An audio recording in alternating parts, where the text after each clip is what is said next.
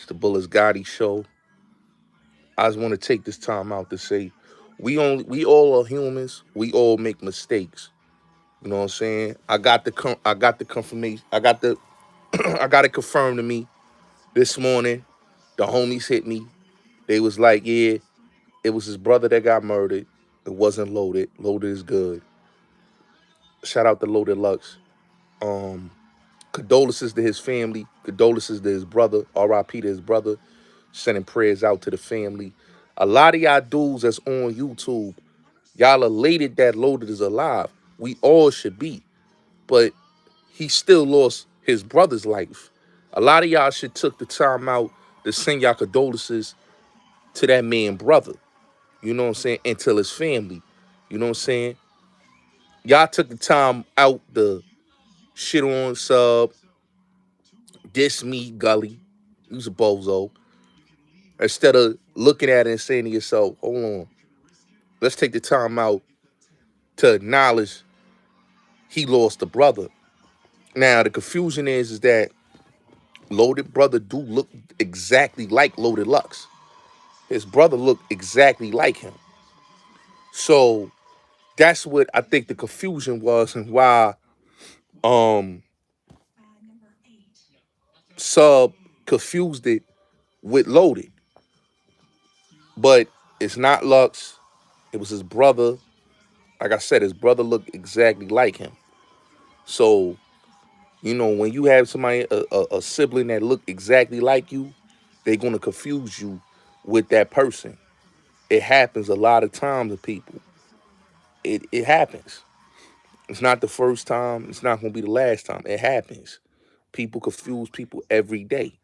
It's a mistake, a honest mistake. Niggas make honest mistakes every day.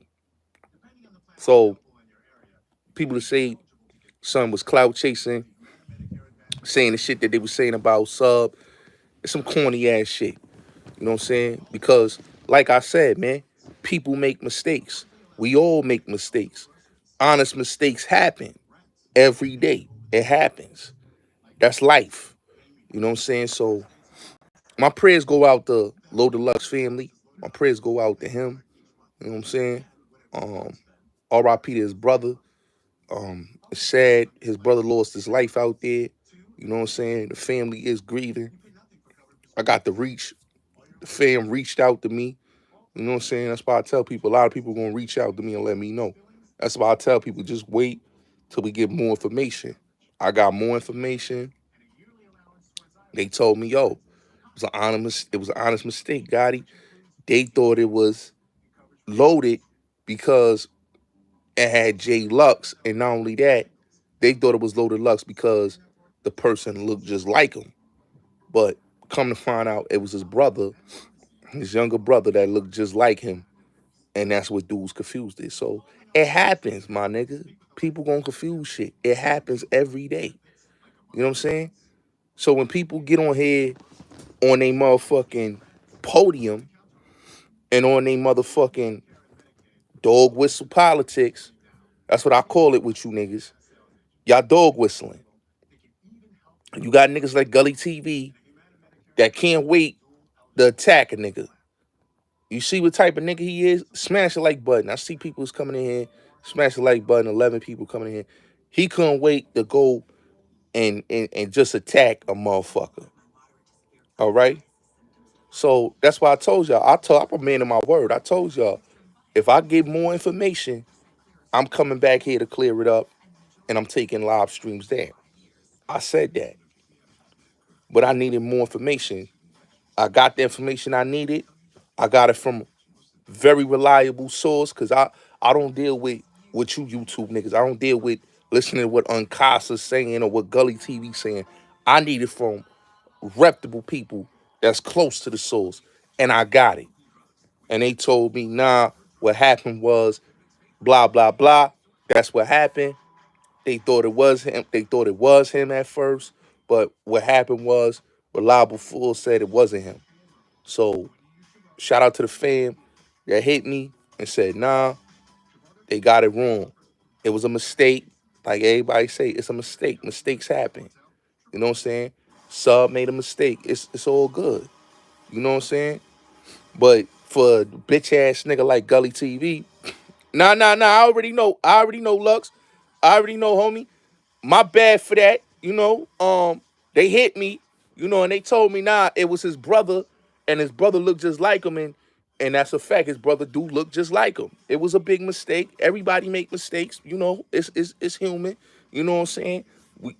Dudes was going by what was told, but now we got the real information, and it's all good. You know what I'm saying? But for Gully TV to go throw salt at niggas and doing what he did with Uncasa going on there, that's come on, man. That's corny. That's corny shit. That's corny shit. You know what I'm saying? And like I said, I fuck with Sub. Sub made a mistake. You know what I'm saying? And it happens. You know what I'm saying? When it came down and they told me, they explained, they broke it down to me behind the scenes. They said, yo, listen, Gotti, this is what happened.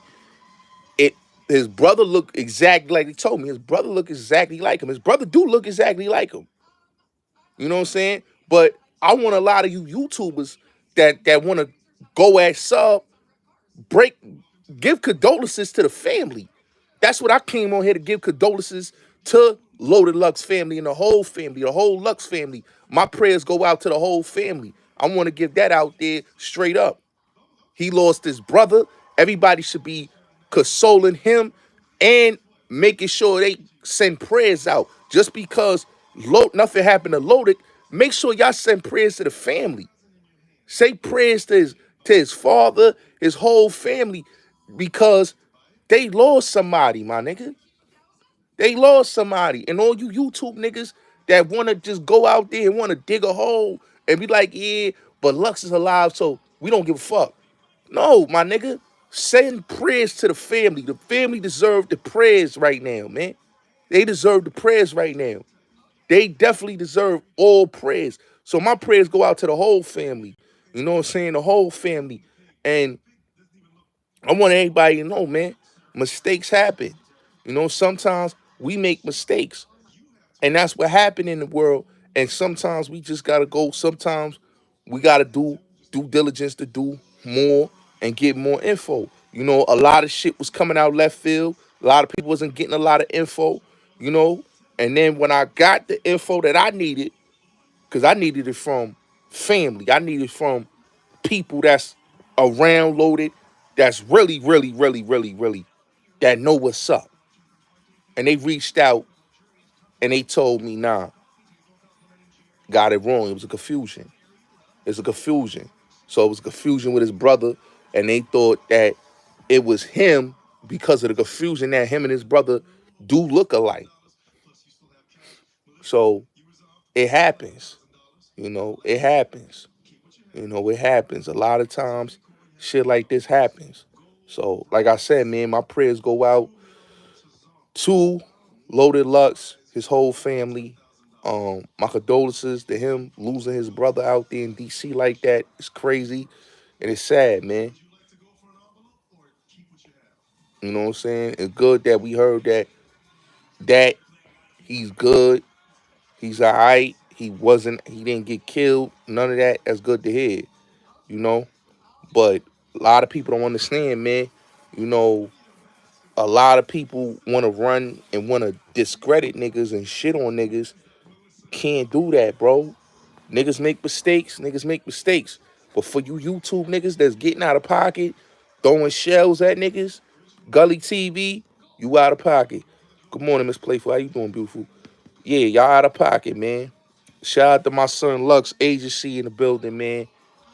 Definitely appreciate Drew for reaching out to me and many others that reached out to me because I was getting hit ups in the DM early this morning. When I woke up, my shit was flooded. Niggas was like, yo, take that down respectfully. That was his brother. And I said, all right, I'm gonna take it down. No problem. And I'm a man of my word. I told y'all I was gonna take it down. You know what I'm saying? And I appreciate that, Miss Playful. I appreciate that love. I appreciate that love, Miss Playful. Yeah, I told him straight up, I'm gonna take down the videos and I'm gonna come and do a live stream to clear things up because It needed to be cleared up because we don't want to be running around with narratives, man. I keeps my word. My word always been born. That's why when y'all niggas be trying to throw dirt, I'm like, this bitch ass nigga in Erie, PA trying to throw dirt on my name. Now, mind you, right? I told y'all I was not talking about this dude in Erie, PA. I didn't say a word. Yeah, you already know, man. I'm gonna always clear it up, man, because I think, it was a rush to judgment. Dudes jumped out the window, and I said, you know what? I'm coming here to make a clearation video to clear things up, to say, hold on. I'm not going to just take the video down and not come back on my live stream and clear things up and say, nah, it was a mistake. Loaded Lux is good. He's alive, but it's still a tragedy because he lost his brother. So we gonna send our condolences to the family, and we gonna give a RIP because it's still a person was lost. We not gonna sit here and say, oh, Loaded Lux is alive and just forget about it. No, we gonna give our condolences to the whole family. So, like I said, man, RIP. My prayers go out to the whole family, and I'm sending my prayers and blessings, you know what I'm saying? And literally, things happen. But for this nigga, Gully TV, because I'm getting on you, all right? I'm getting on you, Gully TV, because you throw shells at me in Sub-Zero for no reason. Because you made the same title type of video, and then you had Uncasa come up there. What's good, family? What's good? What's good? What's good, Lux? What's the question, homie? Yeah, I didn't. Yeah, that's what I'm saying. Because at the first I didn't know, man. You know what I'm saying? They was saying it, and like I was saying, okay, well, if they saying his brother, they said it was like 5 people. So I thought, the 5 people, because they said 5 people got wounded. So I waited, waited, waited. So I woke up. I took a nap. I woke up. My shit was blowing up, and I said, hold on, let me check it. I saw the homie Lux Agency. He came in the chat. He like, yo, nah, they got it wrong. A lot of other people hit me up. Nah, they got it wrong. I was glad that I got that and it cleared it up, because when they cleared it up for me, I was able to come back, take the video, pull the video down, and come back on my channel and make this video to clear everything up. You know what I'm saying? Because that's what we do. We don't just run with it and not clear things up. We're gonna clean it up and we're gonna clear it up. You know what I'm saying? But like I said, mistakes happen. Confusion sometimes happens sometimes. You know what I'm saying? And you only get bits and pieces of the story. You don't get the full story. You know what I'm saying? So nobody knows. Lux is good, but his brother got murdered out there. So it's it's it's a bittersweet moment because his brother still got killed out there. So, R.I.P. to his brother, and condolences go out to the family. But for you youths, like I said, for you bitch ass niggas that's talking shit, especially you, Gully TV, because I had a conversation with you, okay? I had a conversation with you this month. I had a conversation with you in January. You know what I'm saying? Facts, facts. His bro is really from Baltimore. Facts. His brother J Luck, that's the one that got killed. The 32-year-old, that's the one that got killed out there.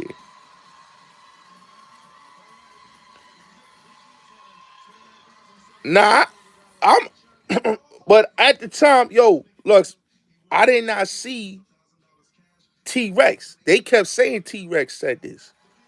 They said Head Ice said it, but Sub called me and said he had talked his pops, and he told me other people was telling him this. So he like, yo, wait till the morning. So I was like, all right, Sub, I'm gonna wait till the morning. You know? So I didn't know. That's what Sub was telling me. When he got on the phone, he said, wait till the morning. If it come, like he said, if it come out that it's not true, he said he gonna take the video down and he gonna make a public apology about it. You know what I'm saying? You know what I mean? Oh, now we could do a live. Hold on.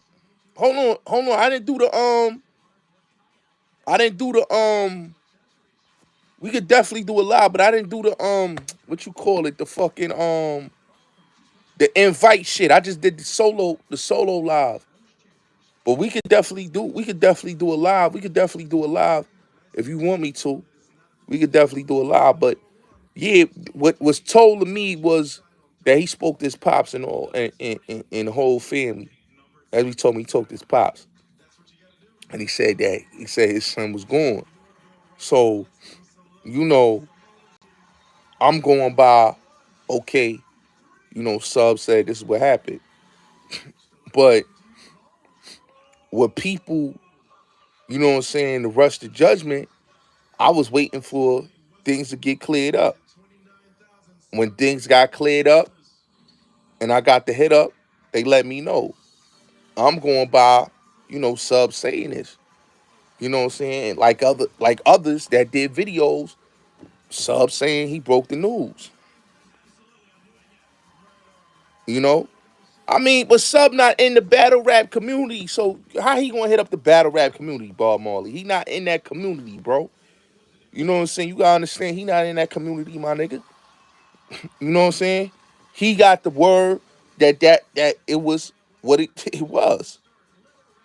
You know what I'm saying? That's what he got the hit up for. The hit up was that basically he got called that Loaded Lux got killed out there.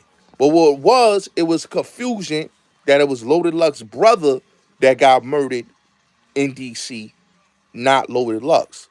So that was the confusion. His brother looks, like I said, his brother looks just like him. So that was the confusion. So a lot of dudes got to understand it was a confusion on the situation. And that happens. Mistakes like that happens all the time. I've heard it happen all the time. One time, that happened to one of my relatives. They thought that one of my relatives had got killed, and come to find out it wasn't. So this is what I'm saying. A lot of times that shit happens. That shit happens a lot of times. So confusion is confusion. It's a mistake. It was an honest mistake. Mistakes happen. You know what I'm saying? But definitely RIP to that man, brother. You know what I'm saying? Condolences go out to the family, like I said again, because we not gonna come here and yes, we gonna clear things up, but we also gonna give condolences to his family. We also gonna send prayers out to the family, and we also gonna send a lot of love out there to the family because they in a time of grieving right now, and they lost a relative. So either way, a family has to bury, a father has to bury his son, and a brother has to bury their brother. So it's sad all the way around. You know what I'm saying? It's sad all the way around. And a lot of you YouTube niggas didn't even send that man family condolences. Y'all just wanted to go on a tirade to this on Sub and not give that man family the same gratitude and love. One thing about my platform, we show love to the family. We don't go out there in left field. So it is what it is. Yeah, what's good? Salute to you, Marv. Definitely wacky. Definitely. You know what I'm saying? You know what I'm saying? So, like I said, the battle rap dudes that's going at Sub-Zero, he made a mistake. Y'all dissing him, he made a mistake. Shit happens, bro. You know what I'm saying? Gully TV, you dissing me and Sub-Zero, nigga. We had a conversation. Like I said before, I spoke to you on Troy Ad platform. You and me talked. You didn't have none of that energy. You didn't say none of that disrespectful shit. I talked to you as a man. It is what it is. No, fact. You absolutely right. You know. Nah, I told everybody early this morning I was gonna retract. I told y'all if everything came back and everything came back that he was good. I told everybody I was taking down the 2 videos and I was coming to do a retraction. But I told him I want to wait till in the morning till I get more information. I didn't have any more. I didn't have that much information at the time. So when you don't have a lot of information, you just going off of bits and pieces. So when it got cleared up to me why people confuse it with Loaded Lux and that it was his brother who does look exactly like Loaded Lux. If you look at his brother, you put a picture with him and his brother, it looks like the same exact person. So that's why it needed to get cleared up, and that's what I did. I came back and cleared it up. You know? I mean, well, like I said, Bob Marley, what happened was it was a confusion. You know what I'm saying? Sub might have, when he called his pops, it might, when he spoke to his pops, it might have been a confusion with that it was Lux and that not his brother. So you don't know. It's a retraction. Sometimes retractions happen. So that's why it is what it is. I ain't, you know what I'm saying? So a lot of shit got to get corrected. And that's what happened. But like I said, what happened was a mistake happened. It was his brother, and it wasn't Lux. So, like I said, dudes is on here getting mad. You know what I'm saying? You don't know what happened. Confusion happened. It's confusion, bro. That's all it is. I don't gotta correct the retract Slim 400. Slim 400 got really did get killed. I can't correct that. He really did get killed. He got killed by a female, and her by lined up by a female, and her nigga killed him. That's a fact.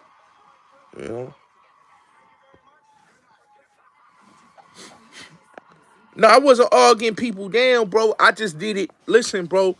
We can't just go. We can't just go off of details. We gotta go off of the facts and what's told us. Like I said, I got the hit up.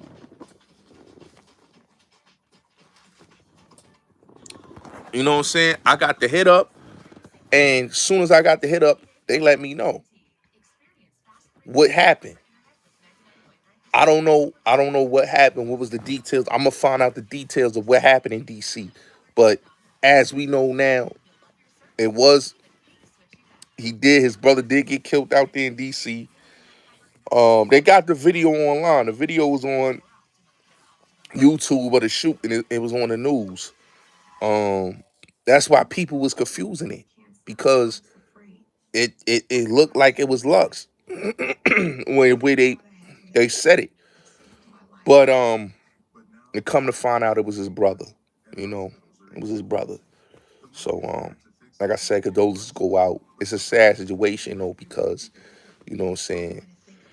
You get a sign of relief that he's good, but they still gotta grieve the loss of their family. So it's fucked up, you know. So and a lot of these YouTube niggas, they just wanted to tear a nigga down instead of being a real one and, you know, saying, yo, it was an honest mistake. Niggas just, niggas want to be on that rah-rah shit, but I already know what type of nigga Gully TV is. He's a bird. You know what I'm saying? He's a bird ass nigga. And he been a bird. I'm not surprised. Let's look at it like this, right? This is the same nigga, right? When they killed his son's uncle in Rochester, right? His son in the room, you know? I mean, listen, bro, it was a mistake. Honest mistake happens, bro. Honest mistakes happens. You know? Honest mistakes happen, bro. Honest mistakes happen. Byron. Honest mistakes happen, my nigga. Sub don't got a history of saying no, and anybody could tell you he ain't got no history of capping. It's just shit happens, bro. It was an honest mistake. That's what I'm telling y'all. Honest mistakes happen. The honest mistake was that it came out that it wasn't who it was, that it was his brother. It happens, bro. It's not like he went out there intentionally to say, nah, it was they said it was Lux. They thought it was Lux, but it came out it wasn't Lux, it was his brother. So it happens, bro. A lot of times it happens. I've gotten that hit ups like that. It happens all the time. You know?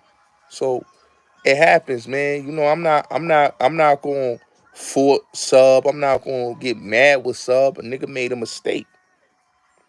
You know what I'm saying? I'm just saying it what it is. A nigga make mistakes. It's a mistake. It's one mistake.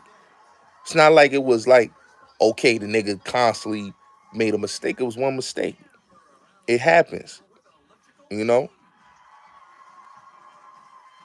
You know?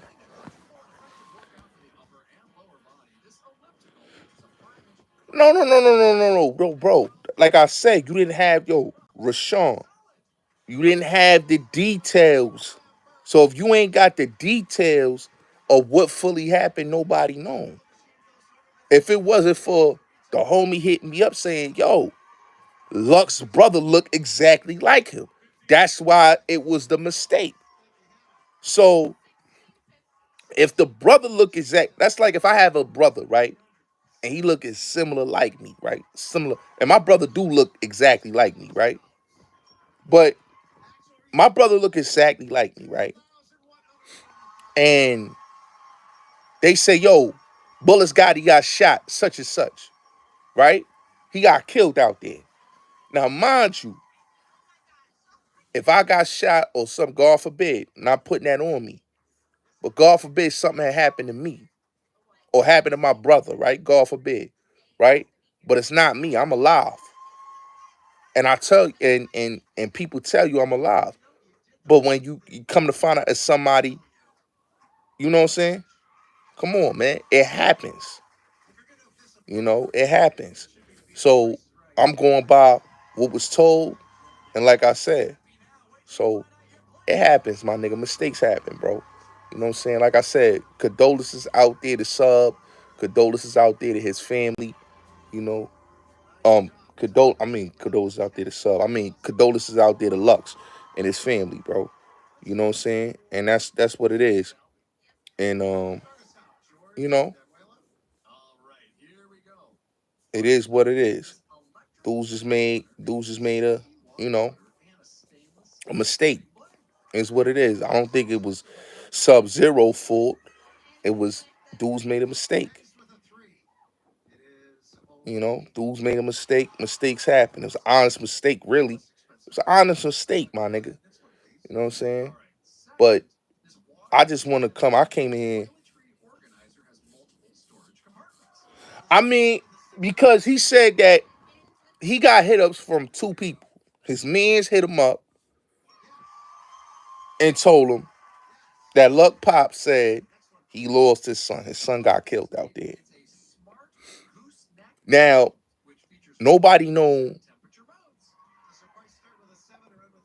Nobody known. Nobody known that it was basically Luck's brother.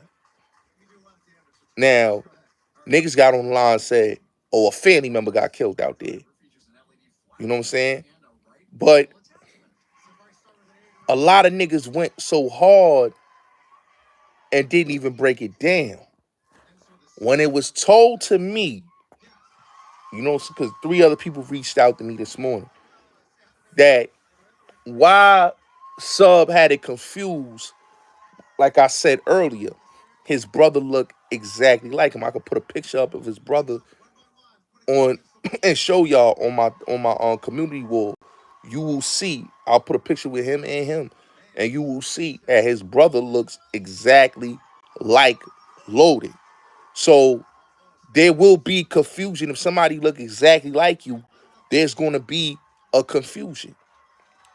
You know what I'm saying? It's going to be confusion. It happens every day. But for YouTube niggas that go and drop with the dissing, like niggas gotta stop that. The Mac Means, the Math Hoffers, and the Gully TVs and all that. Y'all niggas making it about you and y'all beefs with Sub-Zero. Okay? Sub made a mistake. It is what it is. It is what it is. You know what I'm saying? It is what it is. And that's what people gotta understand. Y'all can't get mad at the man for making a mistake. Mistakes happen. The video was sent to me. Salute, we all Flatbush in the building. That's my guy right there, man. You've been having a viral. I want to give you your flowers, bro.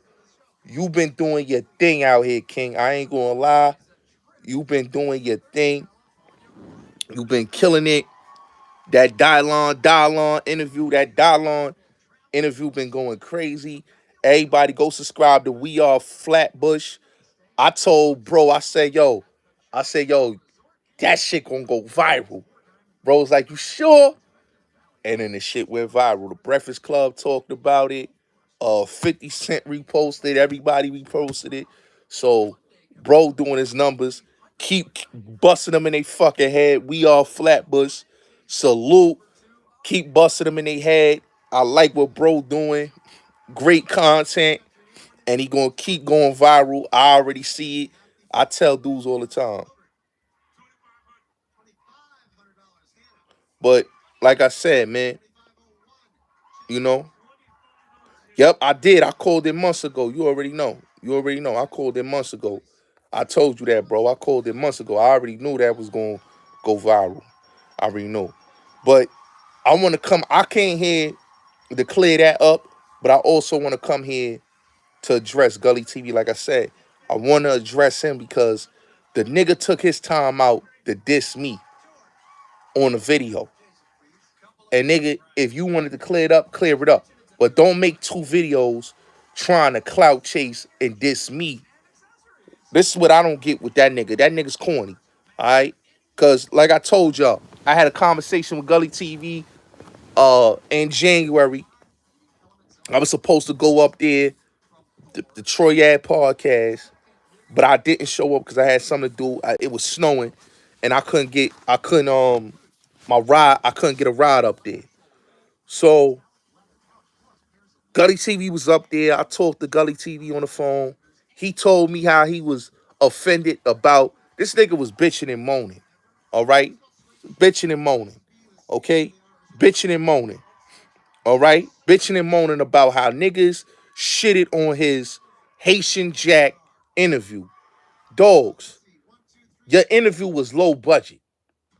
Your murder unit interview was low budget and horrible. Your Sean Branch interview was low budget and horrible. The Sean Branch interview, let's get this clear. The Sean Branch interview that he did was a dick rider moment. I had Sean Branch on my platform for 2 hours, and it is still to this day is going viral. This dude has been jealous of me since I've been on YouTube. He don't understand why people talk to me or do business with me. First of all, nigga, you been doing this blog and shit because I want to address him. I don't want to talk no more about this. I want to address him. I cleared that up. I want to address him because it's like the dude, he's like Hassan Campbell. These dudes, they get in their feelings and they want to start dissing a nigga, right? This dude been on YouTube, what, 2013, 2014, right? Doing this thing. This dude has not elevated.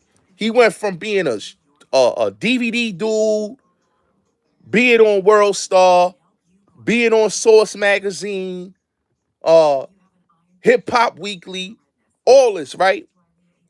And he's so bitter, right, that nobody regards him as the voice of the streets. Nobody regards him as the greatest journalist. He's not regarded as a motherfucking the great on YouTube. Keep talking about the dribble. This dude was in a low budget hood movie. Let's get this clear. Horrible acting. Okay? Horrible acting. He was in a whole low budget hood movie called Cream on Tubi. Horrible acting.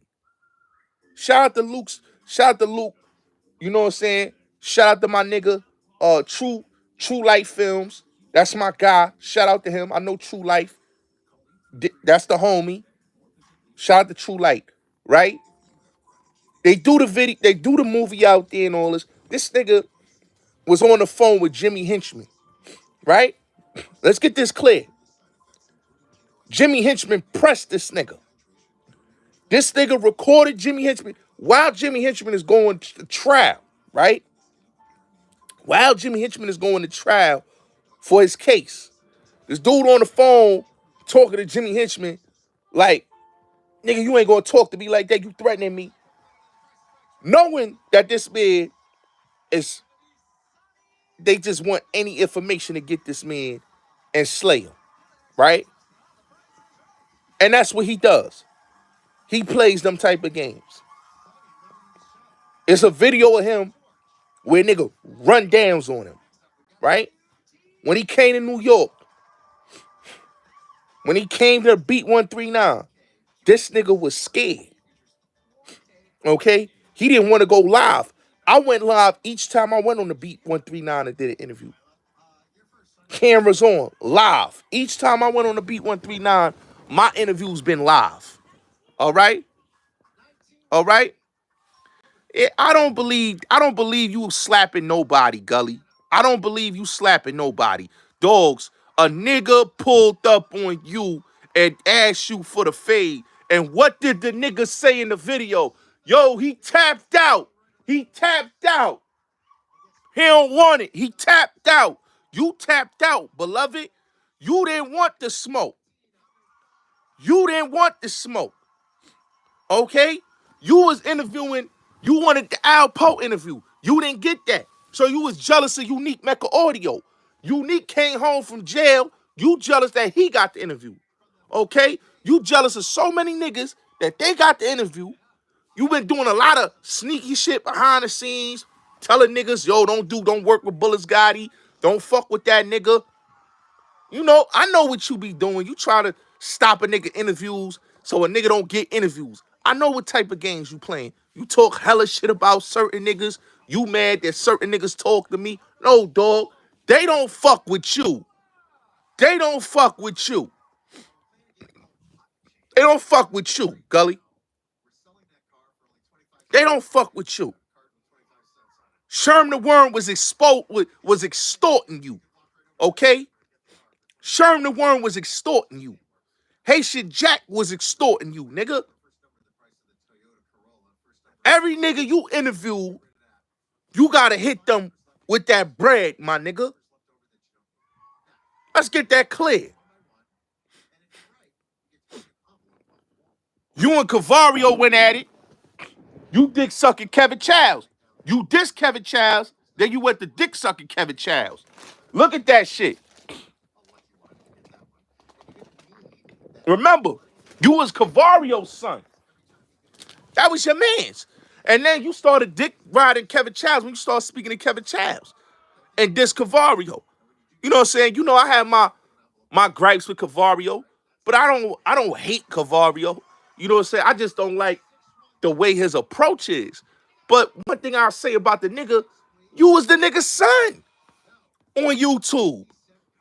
You was his son. You was his son. He had you working at Hip Hop Weekly. We know the history about you, Gully. You was his son.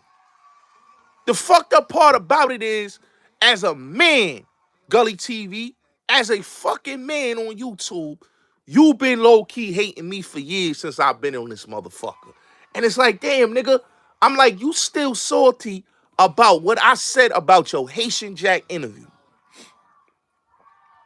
This nigga said it on the phone with me and Troy. He said, yo, I didn't like that the nigga diss my, I work hard for this, man. And how this nigga gonna just talk about me like this, man? How this nigga gonna talk? Nigga, you an arrogant nigga that think he the shit. You not the shit, nigga. And you keep talking. See, let me tell you something, Gully TV. I know a lot about you, King Erner, right? You and King Erner was fucking the same girl. Jamil, Lindsay, you and King Erner was fucking the same girl. Gully, I got the motherfucking proof of that. And I got your bum ass shorty to drive you out of town. So don't play with me, Gully. Your lifestyle is written, nigga. Which means your lifestyle is fugazi. It's fugazi. You and Erna was fucking the same girl. Okay? Shorty sent me all the messages, Jamil. How you was begging her to come pick you up and all that. All that. I talk to her all the time. And you know who I'm talking about. You know, like I know, you know who I'm talking about. You know the female. I'm not going to say her name. But you know the light-skinned chick I'm talking about. From Philly. You know her. Because you and Erna was fucking her at the same damn time. So let's stop with this bullshit, nigga. And you not salty about that Haitian Jack shit. You know what you really salty about, Gully? You know what you really, really salty about? And you better hope I don't find that video. Cause if I do find that video, or you when you was in that crib, when you was in that crib with that fun boy, your boyfriend, when you was in the crib with your boyfriend, and you told that nigga, what you told that nigga when he came in your room? Said, bitch, bye, bye, bitch, bye, bye, bye, bitch. See, they don't know you live with a nigga. You hear me? They don't know you live with a nigga in that house. They don't know that. They don't know that. Gully, they don't know about the interview that you had. Shout out to the bro. I'm not going to even put the bro out there. But you know who. That's why you was mad at him. You started dissing him. Because you didn't like the fact that video was released with you in that crib. And you was real sassy with that nigga. Gully, you was real sassy with that nigga talking about, bitch, bye, bye, bitch, bye, bitch, bye. You was sassy with that nigga, Gully. And you know you scared to come back to New York. After what you said, after that interview you did with motherfucking, with old boy, you know what I'm saying? When you had Sherm on your platform, knowing Sherm is bad work, you had Sherm on your platform, and Sherm was taking money out your pocket, nigga, was extorting you. You to have that nigga on your platform, you had to hit the nigga off. Gully? Yeah, all these street niggas that be coming on your platform, you hitting these niggas off with bread, bro. Cause nigga, they not giving you, they don't respect you like that, Gully. Sherman was extorting you. The nigga Sherm said on the phone, yo, you know it's hard in here, it's rough. It's getting extorted. You talk all that shit about Mano, but you was dick sucking Mano. When I did my shit with Snow Billy, right? This how you know this nigga's a hater, right? He saw the numbers that I did with Snow Billy joint, right? I had Baby Bob on there. Shout out to Baby Bob Murder Unit. I had Wildcat, Snow Billy, Killer Kev. I had everybody on the live stream. You can watch it. It's on my channel, right? I had everybody on that live stream. It's my first channel, right? Me and Snow did 16,000 off that live stream, right? Ended up doing 25,000, right? Gully interview with Snow didn't even do that amount of numbers. It only did 13,000, right? He was salty. He was salty that I did my numbers. Every time that nigga, when I first came on here, every time that nigga was like, yo, he doing numbers. I don't know why they watching him. He was mad because I was doing numbers. This nigga dick sucking Larry Davis. Larry Davis was a fucking rat. My nigga, fuck you dick riding Larry Davis for. Sorry, but it's the truth. You know what I'm saying? Larry Davis, my cousin was locked up when Larry Davis got poked up. Niggas could tell you whatever. That's not what happened. It wasn't no race shit. What happened with Larry Davis, he was minding a nigga business. We gonna keep it real. He was minding a nigga business, and Blue Boy told him, mind his business. He told him, mind his business. The Jamaican dude was a pedo. And he owed money. And he was gonna get dealt with. He jumped in there, minding a nigga business. My cousin came on the platform and told the whole story. He was there in the yard. But this nigga is so much a groupie of some of these niggas that he's just a groupie. This nigga is the biggest groupie of a lot of street niggas. I'm not a groupie. See, Like my nigga Nas said on that record, he said, shake hands with killers just to see who really was fake. You know? Just to see who really was one. So, this nigga, Gully, he sit up there on his platform. He hates on Gene Deal. He hates on Sub-Zero. Legendary niggas, right? Benzino, he hating on legendary niggas. Cause he wanna be a legendary nigga. Don't be mad that niggas is legendary and you not. Don't get mad that niggas is legendary and you not. You not legendary. This nigga does a whole a video talking about drug dealer sneakers. You ever seen his shit? He be dissing all the dialogue too. He a hater. He hate on all the dialogue. But you ever seen a video where this nigga say drug dealer sneakers? First of all, this nigga don't know nothing about drug dealer sneakers, cause drug dealers ain't wear troop sneakers, nigga. Kingpin niggas ain't wear troop sneakers. And all that bullshit you had up there, this nigga, they wore Theodoras and New Balances and shit. Air Force Ones, Nikes, nigga. But he telling you Gucci sneakers, Bally's. Nigga had a whole video talking about drug dealer sneakers.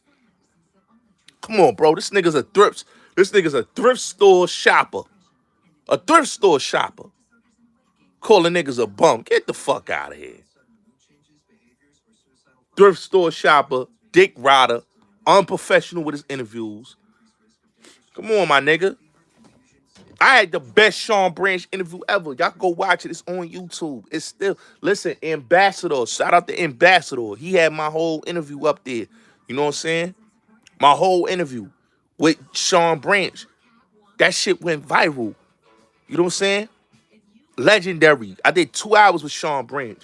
This bitch ass nigga was in the fucking Rolls Royce with Sean Branch acting like a fucking groupie. Acting like a fucking groupie. You hear me? Was in the fucking Rolls Royce acting like a fucking groupie. This nigga act like a groupie. This nigga Gully is a groupie. He took all this, I'm the dribble, but academics surpass you. All the dialogue surpass you. I don't even fuck with Hassan. Hassan surpassed you. Me and Hassan ain't on good terms, but that nigga surpassed you. You know? Math Hoffa surpassed you. So, it's safe to say, nigga, you not the people's choice. You not the people's choice, and you not the people's voice. You just a nigga that get on here, dick ride, and diss a nigga. I didn't diss you. I left you alone. I stopped even addressing you. I don't even talk about you. You know? You know what I'm saying? Yeah, he was trying to holler at Miss T. Niggas a groupie. Niggas a groupie. You know what I'm saying? He's a groupie, my nigga. You gotta look at this nigga, right? When the Beat 139 did they interview Miss T, right? It went viral with the Al Poe moment, right? This dick sucking nigga goes on there and clout chase. Not showing love to the Beat 139. I showed love. That's why Doc and Vito and Keith Cash is my niggas. I show love to my niggas in the beginning, and we good to this day. You heard? And the problem is, a nigga like Gully, he's a dick rider. He reached out to Av told me, he like, yo, son reached out. I was like, all right, I'm gonna come pull up. You know what I'm saying? I don't know what the issue is. Nigga told me he gonna put hands on me. First of all, let's get this clear. Gully ain't smacking the shit out of me. You know what I'm saying? You know what I mean? And if it didn't snow as bad as it did, and I didn't have shit that I had to do that Saturday, I would have been right there facing that nigga. Okay? Let's keep it real. Dude is a herb ass nigga and a lame-o ass nigga. He a lame-o. All right? a straight lame-o. Okay? Any lame-o ass nigga gonna talk shit about me. Come on, bro. You know what I'm saying? Nigga ain't professional. He a low budget nigga. Nigga talking about the dribble. Come on, bro. Every time you listen to this nigga, he talking about the dribble. The dribble. The dribble. Niggas ain't got they dribble. Like, come on, bro. Stop it, my nigga. Stop it. Stop it. The nigga was so, let me tell you how jealous this bitch ass nigga was, right? He was so jealous, right, of me that I had Snow Billy and Mano in the same room on Clubhouse. He was mad. Nigga was mad. Like, yo, why niggas talking to that nigga? That nigga slow. That nigga, like, nigga, never been slow. Highly educated nigga. Highly intelligent. I don't know where niggas think that where they get this slow shit from. I'm a highly intelligent individual. I have a total of 1,000 books in my house. And I reads a lot. My whole phone, if you look at my phone, both of my phones, I got nothing but books in there. In my Kindle, my Google books, I'm reading business books, self-help books, motherfucking philosophy books. So when a nigga say a nigga slow, slow where, nigga? I ain't never been slow. I don't understand where the nigga get this slow shit from. But it is what it is. He mad that a nigga is better than this nigga. That nigga's a slow ass. That nigga talking about niggas slow. Nigga, first of all, nigga, if you was a smart businessman and you was smart, you would market yourself better, nigga. You know what I'm saying? But you not a smart nigga. Cause you ain't never, you don't have any instant moments. When the last time y'all know Gully TV to have a legendary viral moment? He hasn't had a viral moment. This nigga piggybacks everything I did. GQ Casanova. He piggybacked my GQ Casanova shit. He piggybacked the Casanova paperwork shit that I put out there. He just piggybacks everything I do. He said I'm the only one online defending nigga. I was the main one rocking with Troy Ave. Ave will tell you. But this nigga going there, yo, I was fucking with Troy Ave. I was defending Troy Ave. Stop it. Stop it. You know what I'm saying? Stop it. You know what I'm saying? A lot of people gonna put things out there. For a slow nigga, I'm doing very well for myself. I'm a genius. You niggas know me. I gotta be. If I'm a slow nigga, right? Like y'all say I am, right? Y'all say I'm a slow nigga. Y'all say I'm a slow, retarded nigga. That's what they love to say. Oh, God, he a slow, retarded nigga. So this slow, retarded nigga done did some smart motherfucking moves since he been online. He done networked with a lot of niggas on here. He done motherfucking did the best interviews that went viral on here. You know?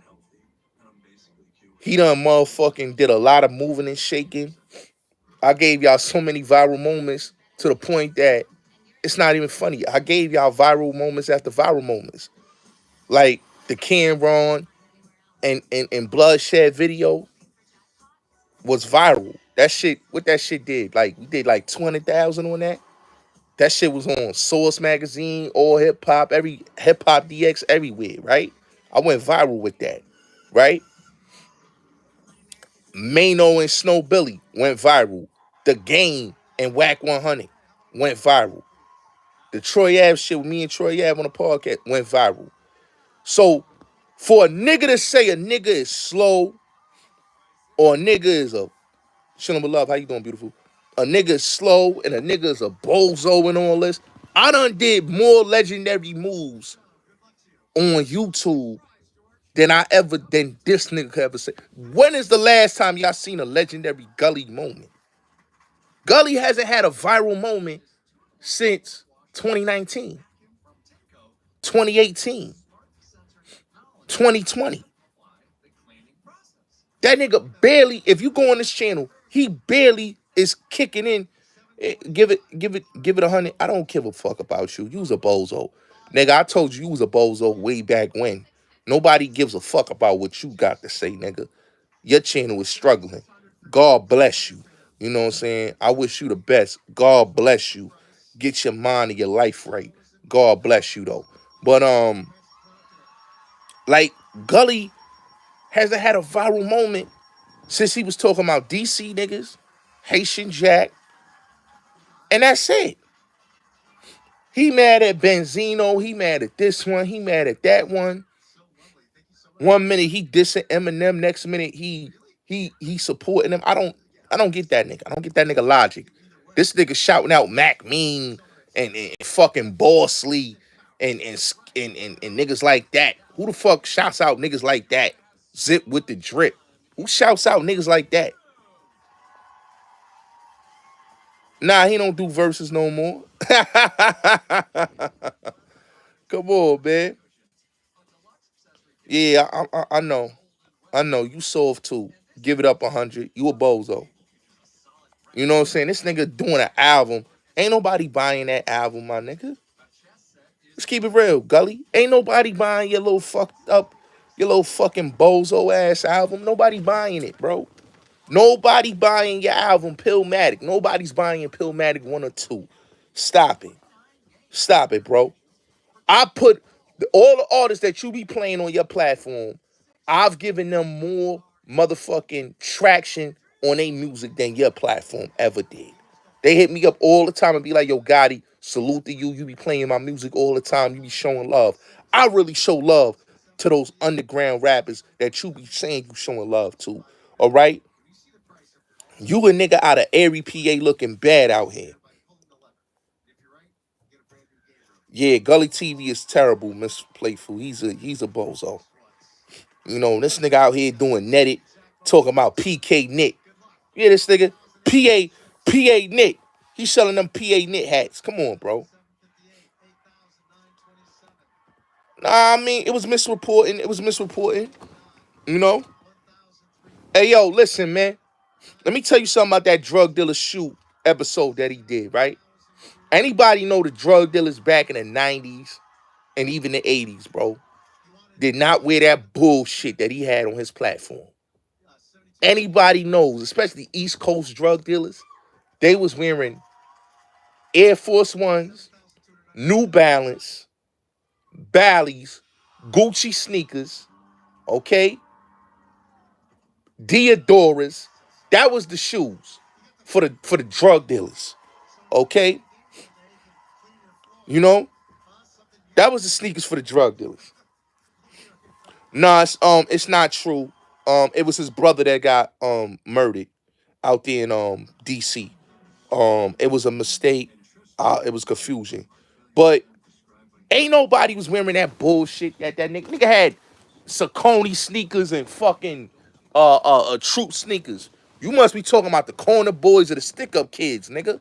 Cause hustlers in the 80s and 90s in the East Coast, like I said, they was wearing Reeboks, they was wearing New Balance, they was wearing Diodoras, Air Force Ones, Jordans, Bally's, and Gucci sneakers. All right. So when dude came up there and put that, I'm like, yo, this dude don't know what he talking about, bro. He don't know what he talking about. You know, he don't know what he talking about when it come to East Coast shoes, cause you from the East Coast and you putting that BS out there. Come on, bro. Come on, bro. I was like, this nigga don't know what he talking about. He putting troop sneakers. Like, come on, bro. Troop. I was like, this nigga had troop sneakers. He don't know nothing about none of that, man. Yo, that Fat G situation is sad, man. But Philly is a crazy place, bro. It's a crazy place, man. You gotta remember, it's dangerous out there. It's dangerous out there in Philly, man. Yeah, he a whole bozo, man. Listen, bro. This man was scared to walk in Philly, bro. That's a fact. That's a fact, Tim. You already know what he do. You know, this man was scared to go to Philadelphia. Y'all gotta remember, AR Ave and Dark Low and them had boy on Hush in Philly. He said that This why a nigga could talk, but nigga, you pointed fingers and said Dark Low and AR Ad pistol whipped it Quilly in the studio. Lied on Dark Low and AR Ad. And then when the niggas told you about that, you ain't pulled back out there to fucking Philly. You ain't pulled back out there to do an interview with nobody in Philly. You waited to Ab and Low and them got OBH got locked up, and then you wanted to go back to Philly and say, yeah, I'm gonna go do the interviews in Philly now. Cause the OBH niggas is jammed up. And when OBH was on the street and they was moving around in Philly, you ain't see him. You know? You ain't see him. You ain't see him nowhere in Philly. Nowhere in Philly. You know what I'm saying? Nowhere. You ain't see him walking through. Even when he came to New York, you ain't see him. You saw how he was looking. Wax Dog, Trenches, Wax Dog, Wax AP, and the Eve James girl struck Roski Channel. They struck Roski Channel. Yeah. Yeah, New York cats ain't rock no troop like that, bro. Come on, bro, nigga. LL rock Troop, and then when they found out Troop was owned by the Ku Klux Klan, they stopped rocking Troop. Troop had a 2 year, was it a 2 year? Yeah, 2 year run, 87 to 88, and then by 89 it was over for Troop. You know, they came in 87, 88, and then it was over in 89. You know what I'm saying? They had a 2 year run. I know. They had a 2 year run. You know what I'm saying? Yeah, I know. They had a 2 year run. So it is what it is. But boy was on panic mode. You gotta remember, boy dick sucked Leak Moss in them, right? But I remember when Ab and Low had him shook. He was scared to go back to Philly. He was literally scared to go back to Philly. He was like, yo, you know what I'm saying? They was on his bumper. Nigga ain't want them issues in Philadelphia. He know what it was. You know, he gotta stop that shit. You know, he gotta stop that shit. Gully TV is a clout chasing dude that wanted to be a hip hop journalist, and he failed at that. Remember, Gully has been on the internet for a long time. The man worked at Hip Hop Weekly. He worked at Dawn Diva magazine. He worked for the Source. He worked for World Star. So this dude been around. He's been working. But what happened with the nigga is he never elevated. He could talk all this, oh, I'm the dribble and this and that. He thought about his Aisha Jack interview was gonna be legendary. Niggas ain't look at that interview like it was legendary, nigga. He tried to charge niggas. Niggas ain't pay for that bullshit. He had the shit on Amazon. You know, now it's free on Amazon. And it still ain't work. Come on, bro. It ain't go nowhere. The interview was all over the place. He salty at all the dialogue because all the dialogue had Mark Curry up there. He had um another bad creation and a lot of other people was on all the dialogue platform and even Cam Capone. So when you look at that all the dialogue just smoked that nigga boots and broke the neck, you know, Sean Branch respected me and Roski so much that he was like, I'm gonna give y'all an interview before I give old boy an interview. He gave me an interview before motherfucking Queen's Flip. You know? So, but this is why I tell people, Gully be salty. Gully be salty. Come on, man. Gully be salty, man. He backed down from a fight. He's salty.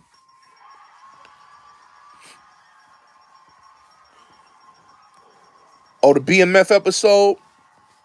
I'm gonna say this about the BMF episode.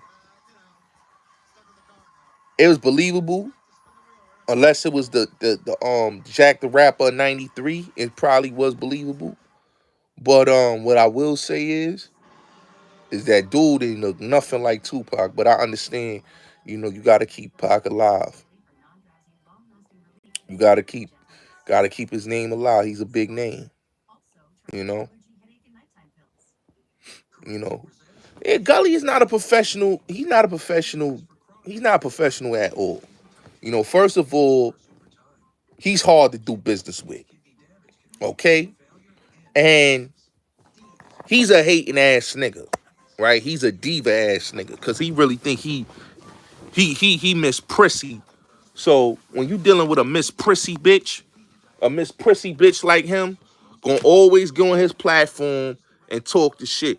Like I said, I sent my condolences to the nigga and my prayers up to the nigga family when they killed his son, uncle, in the crib, right? His son is in the crib, right? God forbid something would have happened to his son in that house. That nigga don't give a fuck. This nigga's son is locked up right now in prison. Is he helping out his son that's locked up right now? No. Niggas an ain't shit bozo nigga that need to come out the fucking closet, bro. You know what I'm saying? You know what I'm saying? That nigga he don't know what to ask niggas. All he do is ask niggas the same fucking questions. I did an interview with Minnesota. He wanted to do an interview with Minnesota. Let's keep it real. I did joint with Snow Billy. He puts up his joint with Snow Billy. Come on, bro. Every time I did something, he wanna overdo what I do. Nigga, I know what it is, bro. But the difference between me and you, nigga, my interviews is legendary. My shit is better than yours. I know how to ask real and right questions. Grape T News, what's up with you, Queen? How you doing, beautiful? I know how to ask motherfuckers. You know, I'm from Queens, by way of Brooklyn. You know, you know what I mean? Yeah, you know how it is, man. Trinity, how you doing, beautiful? How you doing, Trinity? That's your new channel. Trinity Time Travels is the most hated blog. I like that title. I fuck with Trinity. You know? But yeah, man, that nigga's a bozo. Anything time that nigga speak about me, it's always some hate. I be like, damn, dog, like, ever since I've been on here, Gully TV been hating on a nigga. I be like, yo, bro, I've never hated on you. You know what I'm saying? Like, as a man, bro, like, you still hating, you still mad, bro. Like, when I was even with the phone, this nigga was bitching and moaning. He bitching and moaning. No, I'm not 22, my nigga. I'm not 22, my nigga. I'm older than that. I'm almost 30, nigga. You know what I'm saying? Oh, how did me and Gully issue started? Uh, Let me tell you something.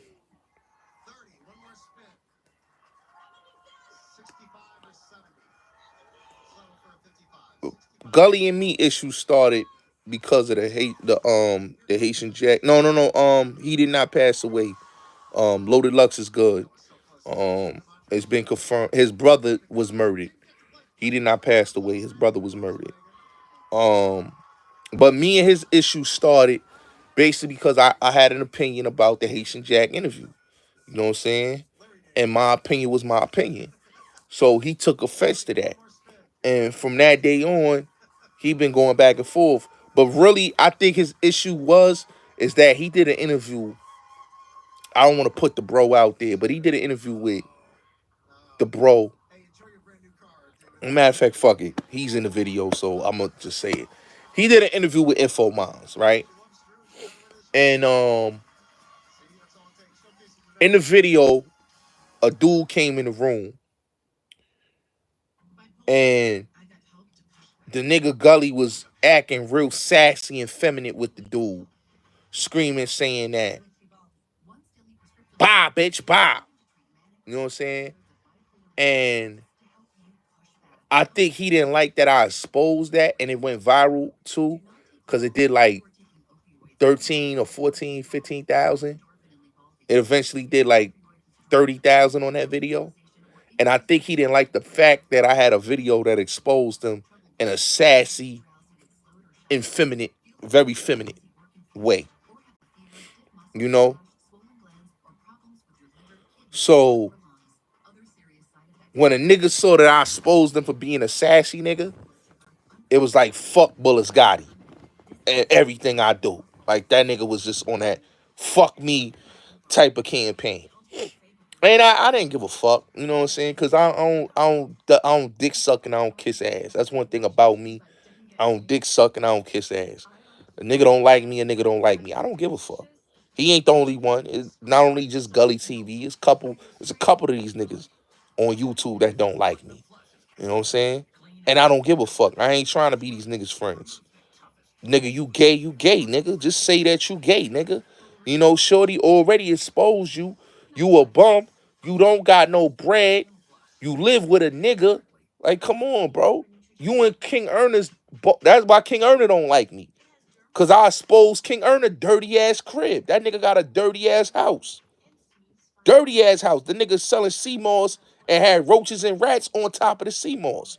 That's why you don't hear King Ernest talking about sea moss no more. You know why? Because I showed that video of his motherfucking nasty ass crib in his bedroom where he shot all his videos in that dirty ass bedroom. But these niggas be talking. They be talking all this nonsense about a nigga. Yeah, prayers go out to him, man. Yeah, yeah, you know Sub the family, bro. I fuck with Sub-Zero, man. He mad at Sub-Zero because Sub-Zero got better content than him, my nigga. Sub-Zero is at the point he don't gotta interview rappers. He done interviewed all of them. He interviewed LL, 50, all them legendary gangsters. He done interviewed them. Boy George, John Cuff, all of them. You know what I'm saying? All of them on his platform. He done did that. Done did them viral moments. You know what I'm saying? K Slay, Rod Diggs. You know what I'm saying? Jewels, all of them. Max B, everybody. He mad at Sub-Zero because Sub-Zero had legendary moments. You know what I'm saying? He mad at me because a nigga ain't like,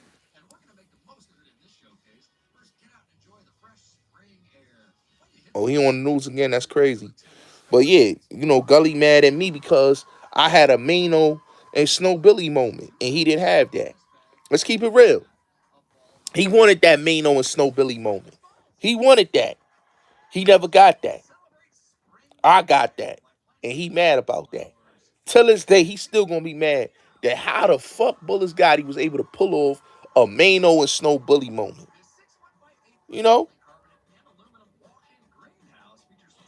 Yeah, he trying to be friends with everybody, my nigga. He's a dick rider. Niggas gotta understand. The nigga from Erie, PA. The nigga's a dick rider. The nigga went to jail for having young adolescents sell drugs for him. Right? He coerced minors to sell drugs for him. Right? That ain't gangster. That ain't cool. You had little niggas selling drugs for you. And you up there wearing guard body. You up there wearing the universal flag on your head. And you supposed to be talking this Muslim guard body shit. But you not none of that.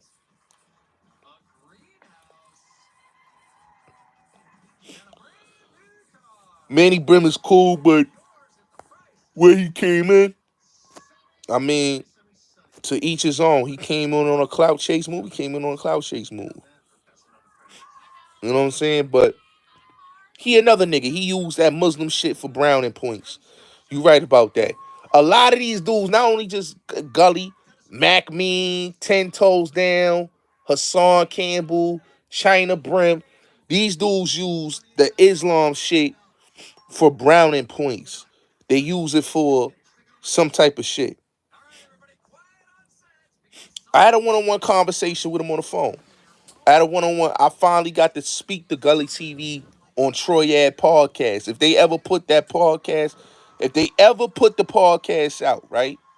The episode with Gully TV on there, you gonna hear me on there talking with Gully TV. And I told him, I said, what my problem was. I said, you was feeling yourself. I said, you was feeling yourself and you was acting like a diva. I told the nigga straight up. I said, you was acting like a diva. I told the nigga on the phone. He's like, yo, nerve of this nigga. He's like, yo, the nerve of this nigga. And I said, you know, Gully, ain't no beef, bro. I apologize. I told the nigga, I'm a man. I said, yo, if I offended you, I apologize. I said, out the respect of the homie, I'm going to apologize and I'm going to say, yo, you know what? My apologies. That nigga got mad and went on his platform last night and said, oh, I don't fuck with that nigga. Nigga, I wasn't even talking about you. I say it on the platform, I'm not talking about Gully TV, and it's cool. But see, the nigga want to keep on, keep on, keep on. And I had to, you know, get at his ass again. I get on the phone with you, and the energy is not there. It is what it is, man. That nigga ain't fashionable, my nigga. Come on, bro. That nigga's not fashionable, nigga. You see this nigga? He on here, motherfuckers is, nigga need a stylist, bro. Nigga think he fashionable. Nigga, you not fashionable, my nigga. You a thrift store copper, bro. You a thrift store copper. Thrift store copper. I don't even go crazy with my fashion like I used to. But when I've been on YouTube, y'all see me on YouTube. Y'all seen how I come. Sometimes I might wear the bum shit sometimes because I don't care about fashion like that no more. But when I was really, like, don't get it twisted, I got a lot of polo pieces. I got a lot of sweaters. My sweater game is more official than his shit. You know what I'm saying? My sweatsuit game is more official. I got mad sweatsuits. You know what I'm saying? Old boy, this nigga wearing thrift store shit. Motherfucker think he's the flyest nigga ever. Got bad drip. The drip is just all the way terrible. Let's keep it real. His drip is all the way terrible. And it's corny. Like, come on, bro. This nigga, I seen this nigga one time. He had on, y'all seen this shit when he had the mink coat on? And the nigga had some motherfucking Buster Browns on his feet. Shits look like Buster Browns. Real talk. No lacking. Marshall's clearance sale rack. Drippy. Nigga had Buster Brown shit. I'm like, yo, this nigga had a Buster Brown shit, a white tee, and a mint coat on with the PA knitted shit on. I'm like, yo, come on, bro. Cut the fuck out. You making knitted koofies and trying to make them into winter hats. This nigga's different, bro. This nigga's different, bro. This nigga different, bro. Nigga different, bro. He a different type of nigga. Come on, man.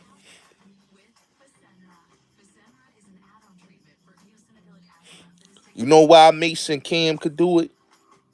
And Gilly and Wallow? Gilly and Wallow is family, right?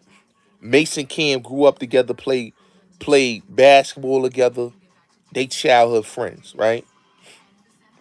Niggas like Hassan Campbell and motherfucking Gully TV, they be salty about niggas like Cam and them coming on YouTube and blowing past them, right? Gully was salty. He was mad. He's still hating on them niggas. Yo, them niggas, yo, Zip, yo, they need a nigga like Zip or me on there. Cause we know, like, come on, my nigga. You talking about two niggas that actually played ball. Like, Cam actually played ball, my nigga. Cam went to college in Texas. He got kicked out of college because he got caught with a gun. But he went to play basketball in college. Played at the Rucker, played Riverside, all that, Riverside Church and all that. Played there, right? Gauchos, everything, right? Before he was a rapper, he was a good ball player. So Cam knows his sports. And Cam is a smart businessman and he's strategic. That's why I fuck with Mason Cam podcast. That's why I fuck with motherfucking Gilly and Wallow. Niggas don't like them niggas because them niggas get in the bag and they mad because they stuck at the same spot. It is what it is. You know what I'm saying? Like, don't get it wrong.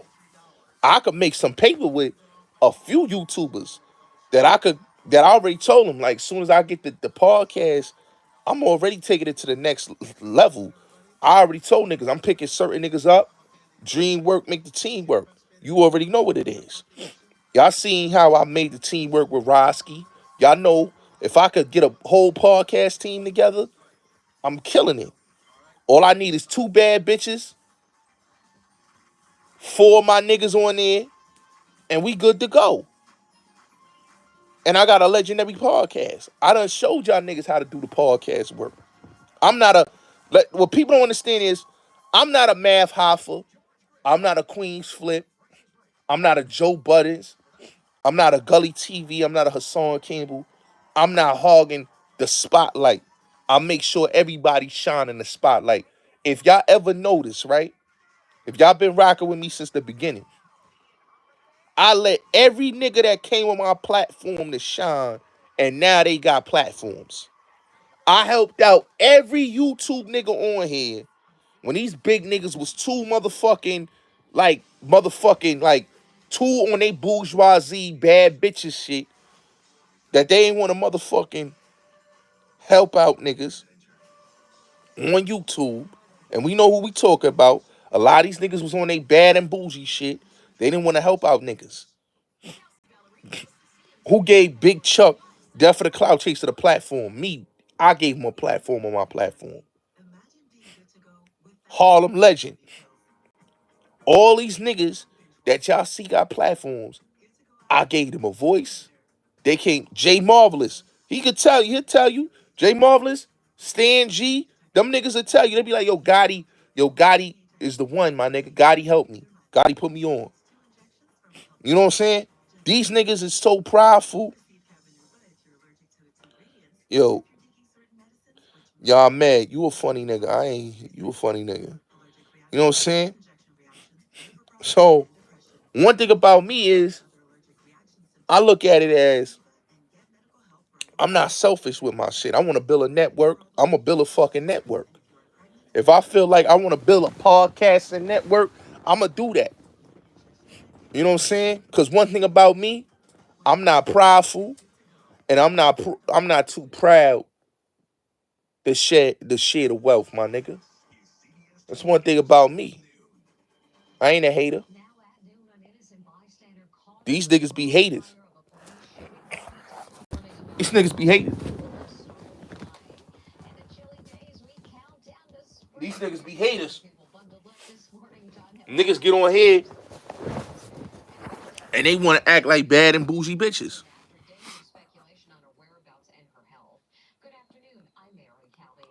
You know what I'm saying? Teamwork make the dream work. You know how that shit be.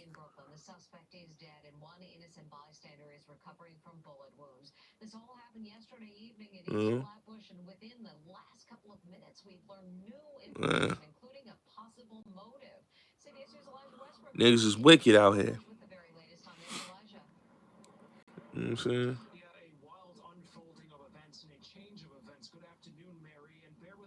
Shit crazy.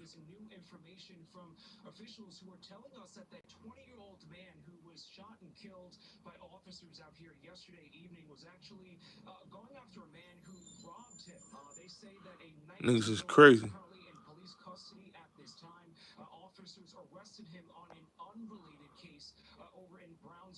Nigga killed the nigga.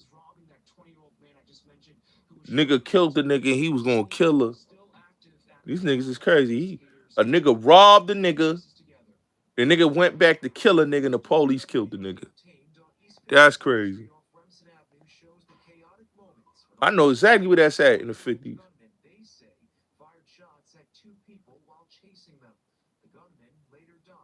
The gunman, nigga robbed him, and he shot at the nigga that robbed him, and the police killed him. That's crazy.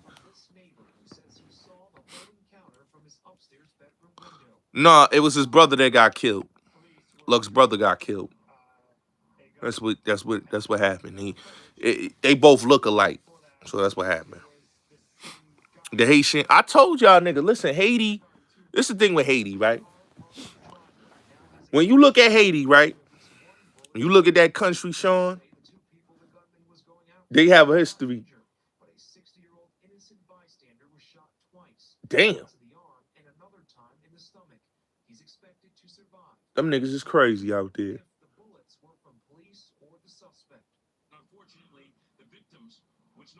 Oh, that's my nigga right there. That's my nigga. I fuck with Tony Herb. Good brother right there. But listen, the thing with Haiti is that if you go back to Papa Doc, Baby Doc, Baby Doc wife, Harris Steve, and this new prime minister, they've always had these fucking revolts and coups. Okay, they exiled the three leaders of their country, and they killed and the president got killed. So Haiti is wild, bro. Haiti is wild, man. That's a place, bro. They ain't gonna never have no type of peace there. What the fuck? That's crazy. I don't know where that flash came from. They ain't gonna never have no peace there. And they ain't gonna never have no motherfucking thing. Listen, they sacrificed a black pig, man. You know what I'm saying? Because they sacrificed the black pig to get power and they did all that voodoo, they going through what they going through. Was it worth it? It wasn't worth it. Yeah, 1804 is a beautiful thing. It's a beautiful thing because they got their freedom, they got their independence. But because of 1804, they still going through the shit they going through.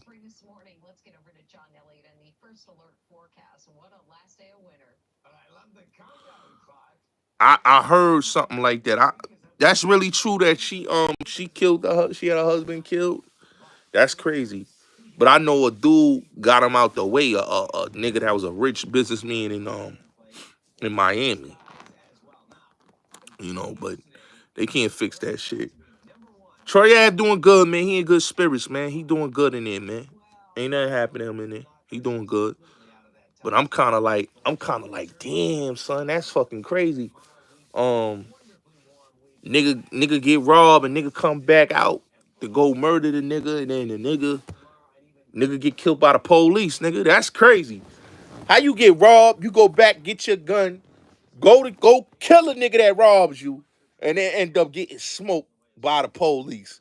That's a hell of a motherfucking state of developments, my nigga. It's crazy. It's crazy shit. That's like y'all ever seen that movie? What's that shit? Uh what's the fucking shit with my man Clarence William III? With that nigga, the nigga name was Crazy K.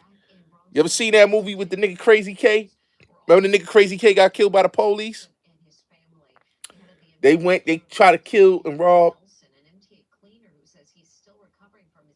Crazy K. Uh,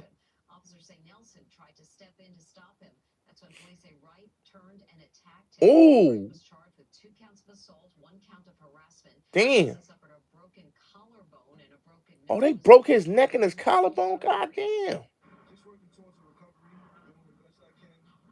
Good homie, good. Yeah, Tales from the Hood. Remember that? Remember the dude? If you remember that, the dude, Crazy K, he got killed by the police on there, remember? They went and killed the nigga. He had to shoot out with the niggas and then they ended up killing him. It's the same motherfucking shit that happened with this dude today, yesterday, I should say. He got killed by the police, you know, handling his business. Games ain't, the streets is no games, bro. You know, I don't understand why these people keep saying that Eric. The thing I don't understand why they keep saying Eric Adams did something to a female, bro. That's crazy, bro. They lying on Eric Adams, man. Trying to say that man sexually assaulted a female, man. That's crazy. It's crazy. They saying the same shit. Everybody want money, bro. You notice that every time you look at the news, there's always a sexual assault case, and it should be like 20 and 30 years old. And I'm like, yo, this shit 20 and 30 years old, and you saying a nigga done did this to you? Come on, come on, ridiculous. But yeah, yeah, Lamar Bentley, that's who played Crazy K. Lamar Bentley was a good actor. Lamar Bentley was a good actor. I like Lamar Bentley. Lamar Bentley is slept on. He died early, man. Him and Merlin Santana, man, those two dudes, man. Imagine them dudes in in acting now doing a lot of these TV shows that we like and movies, man. Two great actors, and they lied on and they lied on Merlin Santana. Chick set him up. He got murdered out there in Cali for something he didn't even do. You know what I'm saying? That's why I don't believe none of these females when they say a nigga did this to them. Because you just look at the Merlin Santana situation. The chick said that he did this and did that to her, and he didn't, and lost his life. It's crazy. Crazy. That's what it is, though. Yeah, you know what it is. Everybody, people is motherfucking broken pop, my nigga.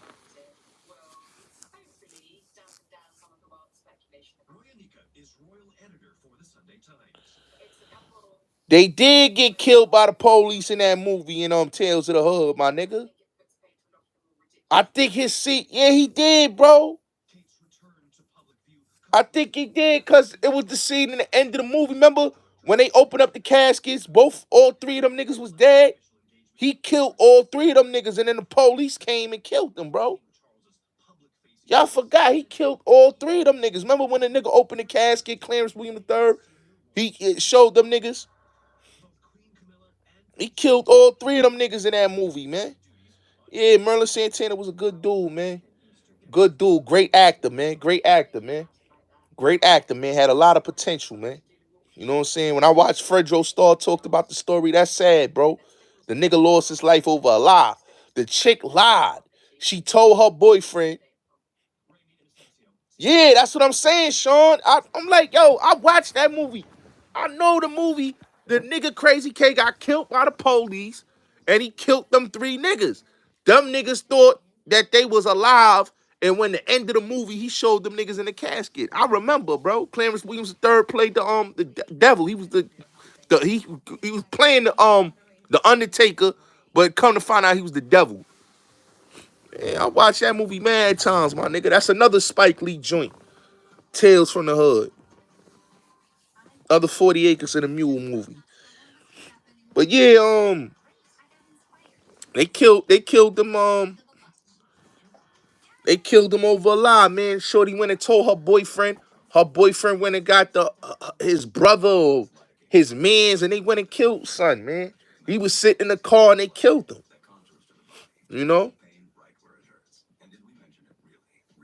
That's sad that happened to him, man. Lost his life, man.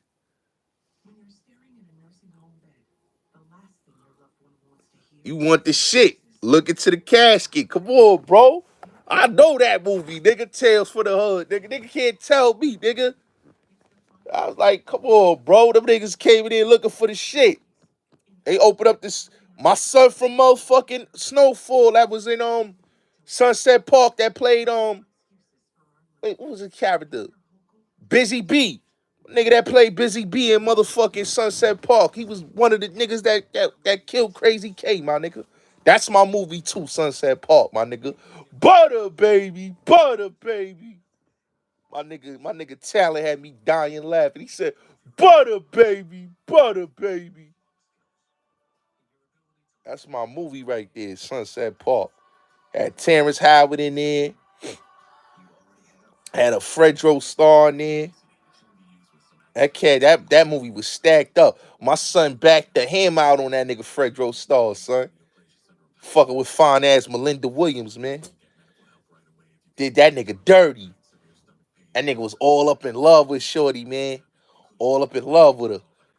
Did the nigga dirty. And then son backed him up. You better talk to your mans. Nigga had the hammer getting ready to shoot that nigga. That's my movie though, man. Shout out to Sunset Park. Good movie, man. Good movie.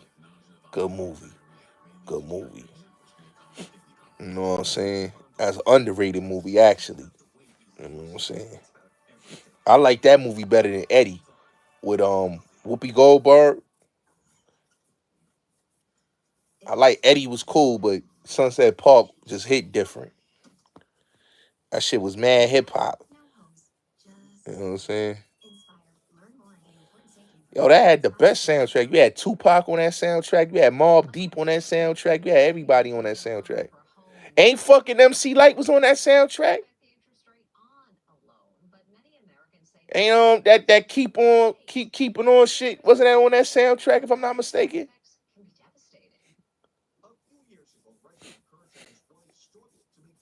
Yeah, you gotta watch that movie, man.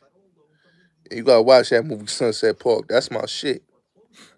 Sunset Park, that's my shit right there, boy. That nigga said, "Butter, baby, butter, baby." Remember when that nigga said that shit when he slammed the ball? He like, "Butter, baby, butter, baby." Them niggas was hurt. They lost that game. They was so hurt. Niggas was in tears, boy. Niggas was in tears, man. That nigga Fredro Starr, man, good actor, but he be, I ain't gonna lie, son. That nigga be extra aggressive when he plays certain rules. I be like, yo, son, you doing too much, my nigga. I fuck with Fredro Starr, but he be doing so much in movies, bro. Real talk. That ass, son. You watch a Fredro Starr, like, even when he was on New York Undercover, Moesha, that nigga used to act extra aggressive.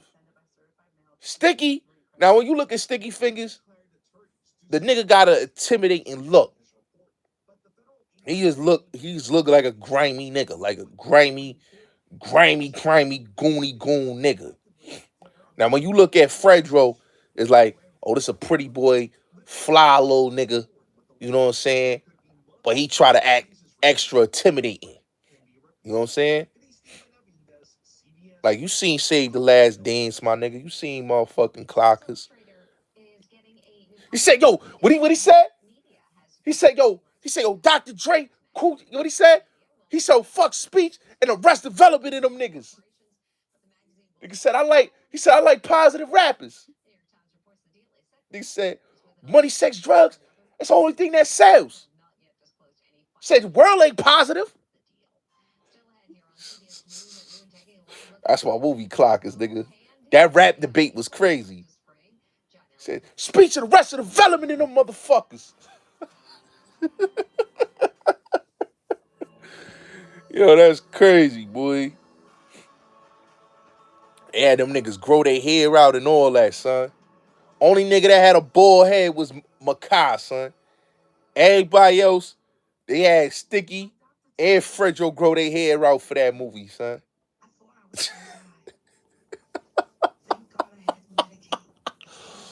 My nigga scientific, nigga. Scientific. He said, yo, chill. That shit'll still crack your ass up. Yep, I knew that was on that soundtrack. That keep on, keep on. I knew that was on that soundtrack. That nigga said, yo, chill, Veronica, chill, girl. Say, yo, back the fuck up. See, that shit still crack your ass up. That nigga said, it still crack your ass up, my nigga. The high school high. Mekhi Phifer was in that movie. Him and Melinda Williams is in that movie together. Facts.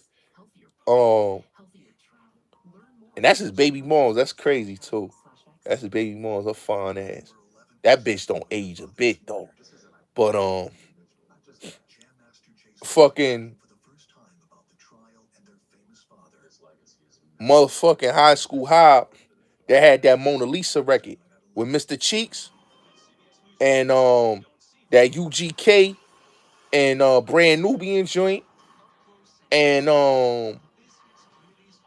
I think motherfucking, if I'm not mistaken, Ghostface Killer, Motherless Child is on that soundtrack.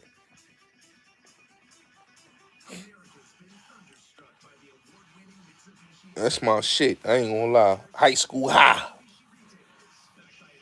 That's my motherfucking movie, man. High School High. With that nigga John Lovitz. Funny ass nigga.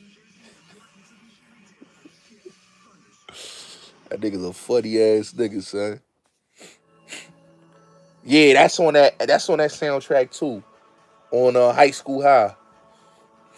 That soundtrack was crazy. That soundtrack was crazy. That soundtrack was crazy.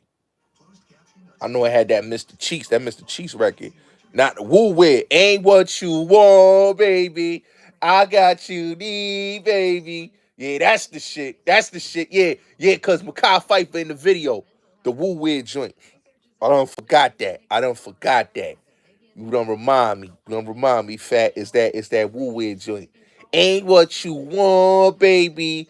I don't you need, baby. And Mekhi Phifer in the video, he was in the joint. They put the Woo Wit on him and shit. Yeah, yeah. But I know that Mr. Cheeks and Mona Lisa record is on that soundtrack. I know that with the boom boom boom boom boom boom dun, boom boom boom boom dun. Yeah, that KRS, they got the KRS sample on there. Yeah, I know that joint on there. Boomerang is one of the best soundtracks and the best movie of all time. My nigga Marcus, nigga Marcus.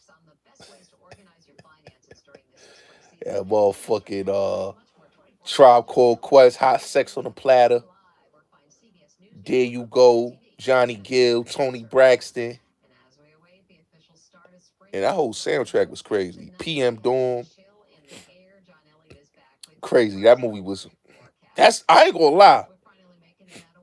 That's, in my opinion, Harlem Nights is the shit. But Boomerang is better than Harlem Nights, in my opinion, because it was star studded. You had everybody in that movie. You had Martin Lawrence in there, John Witherspoon with the bang, bang, bang, bang, bang.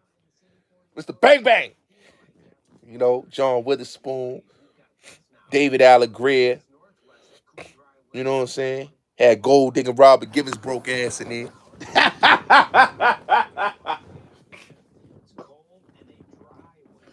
Gold Digger Robin Givens was in there, man. Yeah, that movie was the shit. That and Mo Money. Don't forget Mo Money. Mo Money had a hard soundtrack too. Mo Money had Ralph Tresvant, Money Can't Buy, the joint with Luther and Janet and New Edition, Ice King Dream with MC Light. Come on, man. I Adore You. Come on, that's a classic right there. You know what I'm saying? Mo Money is the shit. Mo Money, Mo Money, Mo. Oh, that was on. Nah, hold on, fat. Mona Lisa was on the High School High album, though, son. I could have sworn, unless it was the Little Kim joint. What? Unless it was the Little Kim and Mona Lisa record, because I could have sworn she on that soundtrack. Because I think it might have been the Little Kim joint with her. Now, Who's the Man's the shit. Above the Rim is the shit. Come on. H-Town, SWV, Pac, Snoop Dogg and Dog Pound, Big Pimpin'. That's my movie. Are we even? Nutso. The kid say he owes me. Are we even? Oh, we even, even. You don't owe me. That's my nigga. I I knew it was one of them joints that was on that soundtrack. I know UG I know UGK's on there. I know that. That's my nigga, son. That nigga Tom Shepard, nigga. It's my nigga Tom Shepard, bro. They was in the rucker in that movie, son. They was in the rucker in that movie. You know what I'm saying? Shout out to Barry Michael Cooper, my nigga. But I ain't gonna lie, originally Alan Payne was supposed to be Dwayne Martin's character though. But he didn't get the role. He went and did Jason Lyric. But Alan Payne was supposed to be Kyle. You know what I'm saying? Real talk. That was written for Alan Payne and shit. But Benny Medina, they pushed for Dwayne Martin to get that. You know what I'm saying? Oh, I fuck with the original gangsters. Come on, man. It's my nigga Spyro. My nigga Spyro. That nigga Damon. What the nigga named Damien? Yeah, that nigga was crazy. That nigga said. That nigga Drew Down was crazy in that movie, son. Nigga, the pastor was shook at them niggas in that movie. Original gangsters. Them niggas Ronald, they had Ron O'Neal in there, son. Richard Roundtree and shit. That's my movie, man. Original gangsters. Classic. That's a motherfucking classic, man. Had that nigga Braxton P. Hartnebrig as a motherfucking gangster. Hoodlum, yeah, that was a great soundtrack. Keith Murray, right? It was. I know it was one of them soundtracks. Don't Be a Menace or one of them. I forgot that. I remember that. I know one of them joints. It was Keith Murray and Lord Jamal, right? That's the joint, right? With UGK, Lord Jamal. It was Lord Jamal and Keith Murray and UGK. Cause I know they had one with Brand Nubian. I know they had a joint with Brand Nubian. Salute, salute, salute. Salute, K-Born. Yeah, we all make mistakes, big bro. You know that, man. We all make mistakes. Hey yo, hey yo, K-Born, man. I was the other day, man. I was on the platform. I was talking about um rooftop records, man. How how legendary that shit is, man. Like if they ever made a documentary on like that whole rooftop records, y'all all gotta be in there, man. You know what I'm saying? All y'all gotta be in there, man. You know, they all gotta be in there. You know, you know.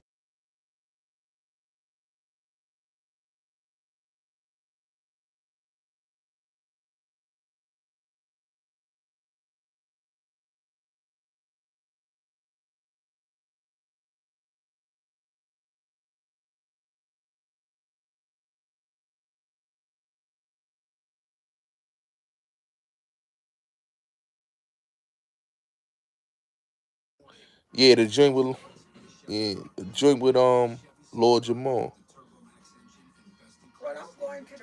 Yeah, I want to see that. I want to see that rooftop documentary, K Born, because on some real shit, that story right there. Oh yeah, that's my song. That's my joint right there. That Tammy Lucas. I like both versions, the Heavy D one and all that. But now K Born, like people don't understand the rooftop is a legendary place, man. Rooftop Records, man. Teddy and all y'all, man. Y'all did some legendary shit, man. I hope y'all brothers get back together, man, and have like and have that conversation, man, because like y'all busted off for Teddy, rap new generation, and then the rest is history. You know, you And your crew and Cool Mo D, y'all was the first ones to help Teddy go to the next level. And Heavy D and all them, so yeah, that story gotta be told, man. It's a lot of pillars to that story, man. Facts. Facts. Y'all started that New Jack Swing era, man. Y'all started that, man. Y'all started that in '87, man. That story got to be told, man. I keep trying to tell people, man, the best time in music was the New Jack Swing era. I'm gonna just keep it real, man. And I really do believe that the powers that be, and I'm gonna say this right now, and I'm gonna do a video on this. I really do believe that the powers that be put gangster rap over New Jack Swing to kill the foundation of that New Jack Swing movement. You know what I'm saying? They killed that upbeat, uplifting party music, that real era of music. The powers that be put the bag behind NWA, and it's no knock on the West Coast brothers, but I'm just keeping it real. NWA, Ice Cube, and Ice T and all them kill New Jack Swing by dissing them on their records. Let's just keep it real. They dissed all the brothers that was doing New Jack Swing and called them corny and all type of shit like that. And what they did, they promoted the deaf music that we got right now and didn't keep the balance that we had. At least back then you had a balance. You had gangster, you had hardcore, you had conscious, you had party rap. When West Coast hip hop came in, they murdered and promoted. And I agree with Special Ed when he say it. The West Coast destroyed hip hop. That's why they want to hate on Tupac, but Tupac put a balance in hip hop. And he put a balance in the West Coast hip hop. He made West Coast niggas want to do party rap. West Coast niggas wasn't doing party rap. Let's just keep it real. Until Tupac did it, they wasn't doing it. Shout out to Tupac Amari Shakur, a Bronx slash Harlem legend. Let's get that clear. A Bronx slash Harlem legend. Okay? When Tupac went over there to the West Coast, because people don't want to talk about it, but let's keep it real. He took Death Row Records to all different type of heights. We gonna keep it all the way real. Tupac, shout out to Mickey Bundles, I see you in the building. Tupac took Death Row Records to ultimate heights. Okay? Let's just keep it real. Those West Coast dudes, they said it on Run DMC shit. Had the beefing, them niggas couldn't do no shows. Niggas was getting murdered at the shows. Let's just keep it real. Niggas was getting murdered at the shows. The Fresh Vest is a perfect example. Niggas was getting murdered. They couldn't do no shows. There was a lot of gang banging, whole lot of shit going on. Okay? They brought a culture and they gonna try to act like they didn't kill hip hop with the bullshit. They didn't fuck up hip hop. Nobody hating on West Coast, but niggas gotta put respect on it. Like, let's keep it real. Tupac brought a balance to West Coast hip hop, and he wasn't even a West Coast nigga. R.I.P. to Tupac Amari Shakur. Let's keep it real. He brought a balance to motherfucking West Coast hip hop. And that's why them niggas in West Coast, you see how them niggas try to shit on his legacy after he put them on the back and promoted them niggas. You see how them niggas try to shit on him? Cube, Dre, Snoop, and motherfucking all of them niggas. I'm like, damn, y'all niggas try to shit on the brother that went over there and put y'all record label and made y'all go to the next level. Come on, man. Snoop Dogg wasn't doing what Tupac did when he went over there to Death Row. That nigga shut the shit down. When Tupac died, Death Row Records died. Let's just say it right now. When Tupac died, Death Row Records died in 1996 when that man died. Let's keep it real. When they murdered Tupac Shakur, that record label died. Come on, bro. Snoop Dogg ain't had a great album. He had hit and misses. Sometimes he have a good album, like the last album he did on No Limit, Last Meal. That's a great album, right? The shit he did with Pharrell, all right, cool. It's not bad, but it's not a classic. It's good, but it's not a classic. Blue Carpet Treatment was great. But when it comes to when Tupac went to Death Row Records, my nigga, that nigga took it to different type of heights. Niggas can't even tell me he didn't. He took them niggas, listen, he took them niggas out of Chuckers, took them niggas out of Chucks and flannels and Dickies and put them niggas in suits. Let's keep it real. Pac put them niggas in suits. Them niggas wasn't dressed like how Pac was dressing. He went over there to Death Row. Only nigga that was dressing like Pac was Suge.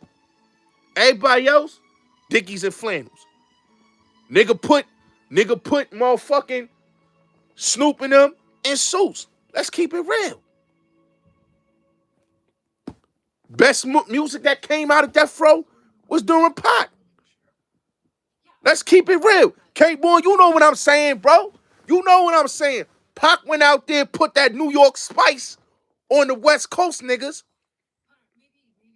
Let's keep it real. He put that New York spice, that East Coast flavor over there on Death Row and got them niggas right. Let's keep it real. He took Death Row to whole other heights that they never been ever. Let's keep it real. He put that uptown flavor on Death Row Records. Let's keep it real. And I don't give a fuck if niggas get offended what I'm saying, but niggas know what I'm saying is the truth. That's why Ice-T get mad. That's why Ice Cube get mad. He put all them niggas on. Let's stop with the bullshit. Let's stop with the cat. Bro, if it wasn't for Tupac going to Death Row Records, and this is a true fact, if he didn't go to Death Row Records, okay, and did what he did in 96, when he came home in 95 to 96, I'm telling you, Death Row was over. Dr. Dre wasn't making none of them beats. Let's stop with that shit. I'm sorry, but no disrespect to Dre, but Dre had a whole bunch of ghost producers, and a lot of them niggas that was doing production for him wasn't even. He had Daz, motherfucking Sam Snead, Quick, Buddha. A lot of niggas was doing those beats. You wouldn't even think they was doing them beats. Mailman, all them niggas was doing Dr. Dre beats. But they gonna tell you Dre did all that shit. Even when he did his 2001 album. Who you think did that shit? The Message, Lord Finesse. Shout out to Lord Finesse. He had to go reach out to a Bronx nigga. Come on, man. Mailman. He did all that shit on motherfucking that Chronic 2001. Come on, man. Motherfucking Scott Storch did all them beats. Let's keep it real, man. Let's keep it real. So when people be putting niggas in that conversation, bro, they gotta stop that, man. I don't got no beef with Ice-T, but I'm keeping it real. If it wasn't for Tupac doing what he did, went over there, full time, went over there to the West, and did what he did. You heard what he said in that interview, nigga. We went over there, we smashed the West. Now we coming over here to the East, and we gonna smash the East the same way. This nigga Pac was doing crazy numbers, nigga. Fresh out of jail. That California record, listen, niggas looking at that California, niggas like that California Love record because of Pac. Let's keep it real. And that's a sample of a motherfucking Joe Crocker record, but it's also an ultramagnetic sample, my nigga. Ultramagnetic MC sample, which is a Joe Crocker sample too. Niggas don't even know. K Solo did that record with Dr. Dre before Pac got on it. And Pac murdered it. Let's keep it real. Let's keep it real. Look at that shit after he left Aftermath. Look at that shit when he left the Death Row and he went to Aftermath. That been there, done that shit? That shit was garbage, nigga. I been there, done that. You got guns, nigga, we got straps. That nigga, that shit flopped. Interscope was gonna drop Dr. Dre straight up. He had to go get the white boy. Come on, man. He had to go get the white boy Eminem to save his career in hip-hop. Let's keep it real. It was over for Drake. The firm shit he gave Nas, garbage. Let's keep it real. If it wasn't for Trackmasters, they should have just had the Trackmasters do the whole firm album. Left Dre up out of that. Let's keep it real. That really ruined that firm album. Them Dre beats, my nigga. And really, I'm not going to say the Dre beats ruined it because he didn't even produce none of those beats on there. So let's just keep it real too. He didn't produce none of them beats on there. Mailman did Phone Tap. A lot of niggas don't know that. Mailman did that. Shout out to Mailman. So when you got somebody like Eminem pulling you out of bankruptcy, the white rapper, you know, that just show you right there. Dre legacy would have been finished. Snoop Dogg went the No Limit. Y'all remember that shit? DPG. Come on, son.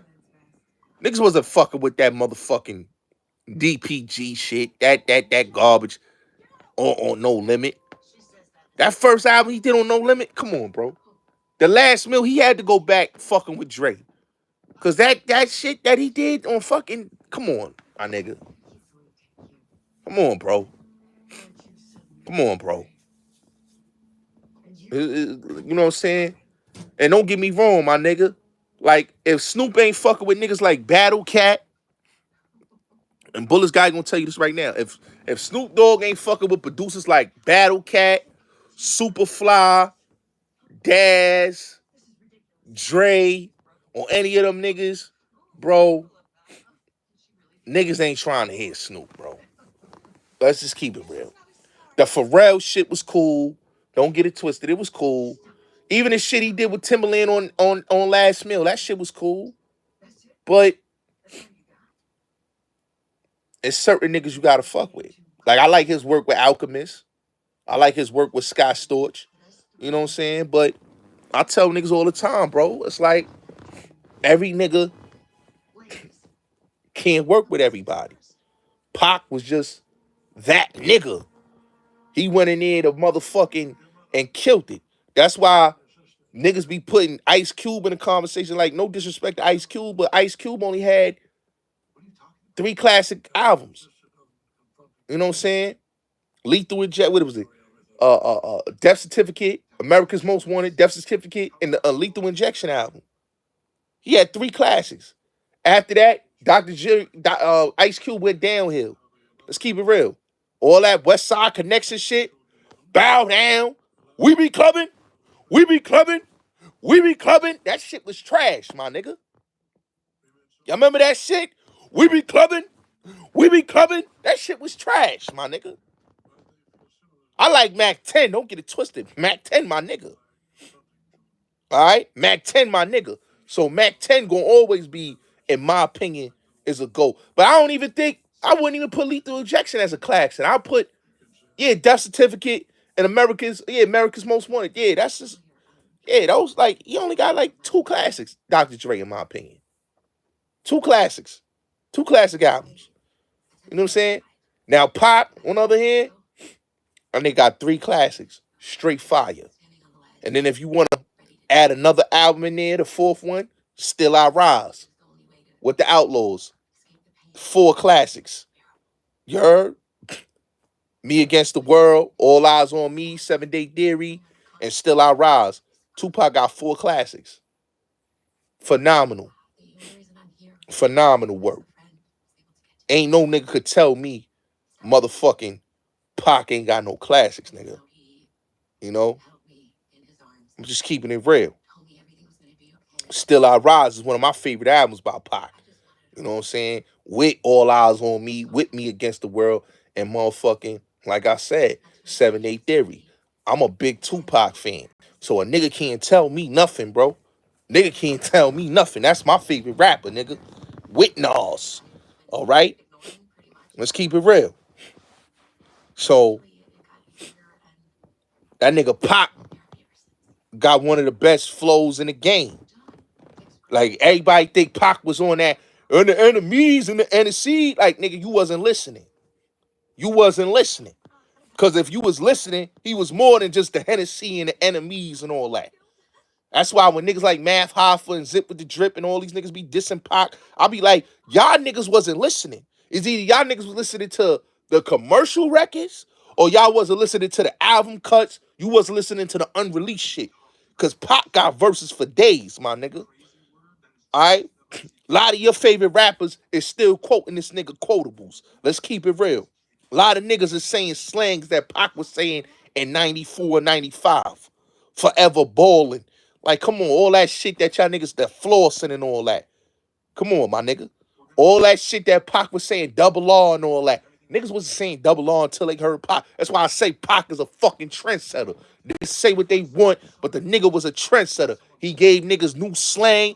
Like, the only niggas I say that was close to creating slang was the Wu, Ray, Ghost and them niggas, Nori and them niggas.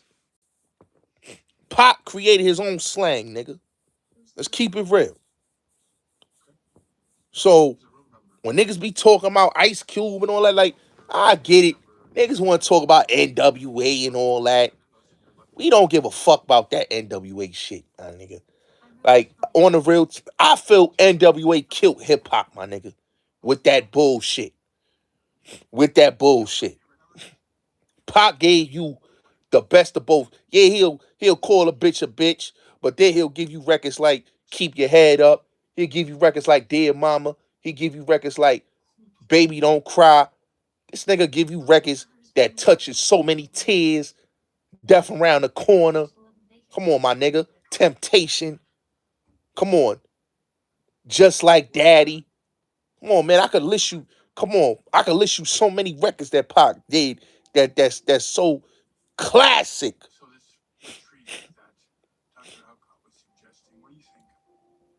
Smile with Scarface. Nigga can't tell me nothing about no Tupac, bro. Come on, bro. Come on, bro. Niggas love motherfucking Ice Cube. That's cool. Y'all can love Ice Cube. But Ice Cube don't got a better catalog than Pac. Snoop Dogg don't got a better catalog than Pac. Ice-T don't got a better catalog. Ice-T can't fucking rap. Let's get that clear. Ice-T is a D-class rapper.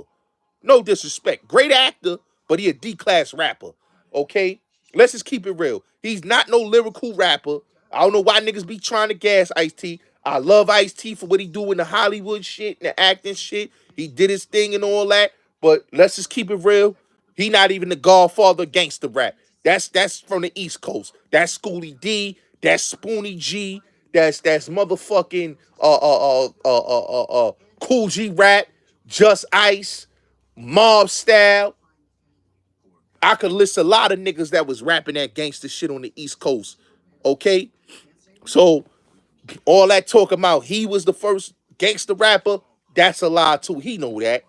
He know that. That's why he be checking himself. All right? Poet, a lot of niggas. Come on, bro. Let's just keep it real. When it come to catalogs, Tupac got it. All them niggas in the West Coast can't go catalog for catalog with Tupac or Mari Shakur. They can't even fuck with his underrated shit, his unreleased shit. My nigga, they can't even fuck with his unreleased shit. Niggas on the West Coast can't fuck with that nigga unreleased shit. What we talking about, bro? You can't fuck with a nigga unreleased shit. I'm talking about the shit he did from his unreleased catalog from 94 to 96. Niggas can't fuck with it. They can't fuck with it. They can't fuck with it. I don't give a fuck how much niggas think they can. They can't fuck with it. All right? Let's keep it real. Happy birthday. Let's keep it real. All right? MCA, all them niggas, they can't fuck with that. That's why them niggas be talking shit. Oh, Pac trying to be a gang member and all that. Look, Pac is a real nigga. Okay? Pac is a real nigga.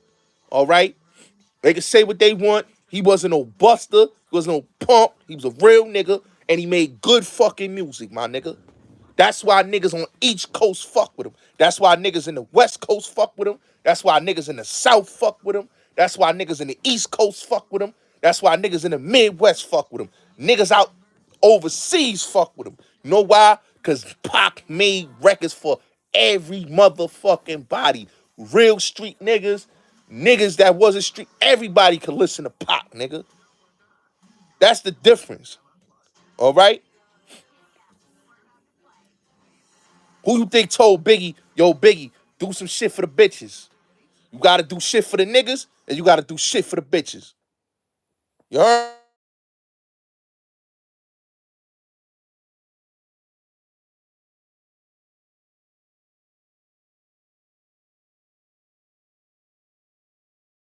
me that. You know what I'm saying? So when a nigga told Biggie that, you already know. That's why Biggie did what he did. If you listen to Ready to Die, who you think Biggie was copying on Ready to Die? Scarface, Tupac. He was copying Scarface and Tupac with all that shit. So that's why I tell y'all, my nigga, when it come to that shit, that's why I always say, man, two niggas is Pac and his face, nigga. Shout out to Scarface. That's my favorite. That's another one of my favorites in my top 10. Scarface. Okay? Niggas better stop sleeping on Face. Niggas better put respect on him. Y'all niggas running with this Ice Cube shit. I get it. Niggas like Ice Cube because he a good actor. But nigga, he ain't fucking with no Scarface, my nigga. We talking about Face Mob. He ain't fucking with Pac, and he damn sure ain't fucking with Face. Let's get that clear. Let's get that clear. All right? So niggas better understand, man. They could talk all that shit about. Come on, man. They need to stop that shit, man. When y'all had these rap discussions, man, we gotta stop with that when it come to the West Coast, man. That's why I said what I said. When it come to like that New Jack Swing, them niggas in the West Coast was hating because they couldn't make party rap. They couldn't make no party raps. All they shit was about smacking a bitch, doing that. You know what I'm saying? Snoop came in the game. Now I'm gonna give Snoop his credit. When he did Ain't No Fun and all that, Snoop came in the game. He was following a lot of East Coast rappers. And people gotta remember, Snoop was an X-Clan fan. You know? So Snoop wasn't really listening to West Coast hip hop. He was a nigga listening to East Coast hip hop. So that's why his flow, and that's why niggas in New York gravitate the fucking Snoop. Let's get that clear. Niggas like Snoop Dogg because he sound like he was East Coast. Even though he took the nigga from the niggas, the nigga from Texas, Mr. Six, what was the nigga, Mr. Damn, fuck is that nigga name, bro? But he took that nigga flow. The nigga from Texas. It was on the tip of my brain. I had his name and all that. But he took Sun Flow and he took the East Coast niggas flow. So he copying the style of the niggas from Houston and he copying the niggas from the East Coast. So when it come to motherfucking Snoop Dogg, like I told y'all, man, Snoop was swagger jacking East Coast niggas. So that's why when you listen to motherfucking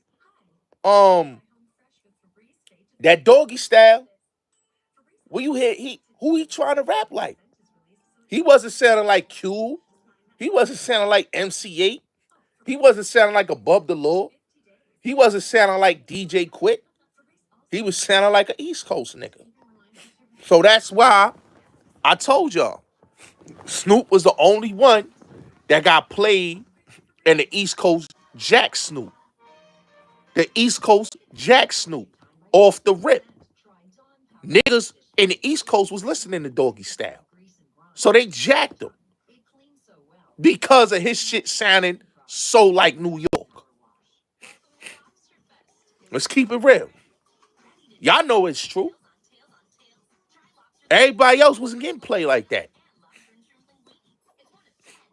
All them other niggas in the West Coast, they wasn't getting played like that. Until Snoop came on the scene. They couldn't deny it. The beats was fire. The flow was fire. They couldn't deny it. Come on, man. You listen to Shiznit. Listen to that shit, Shiznit, by Snoop. By Snoop. Listen to how he's flowing on that. On that Shiznit record. You know? So, that's why Snoop was able to flourish so well in the East Coast. Because he just had a East Coast vernacular in his bars, and he said it out his mouth. His favorite rappers was all from the East Coast. You heard what he said? All his favorite rappers came out of the New York. He was a Brother J fan, a Rakim fan. He was that was his favorite rappers, bro. Brother J, Rakim, bro. Come on, man.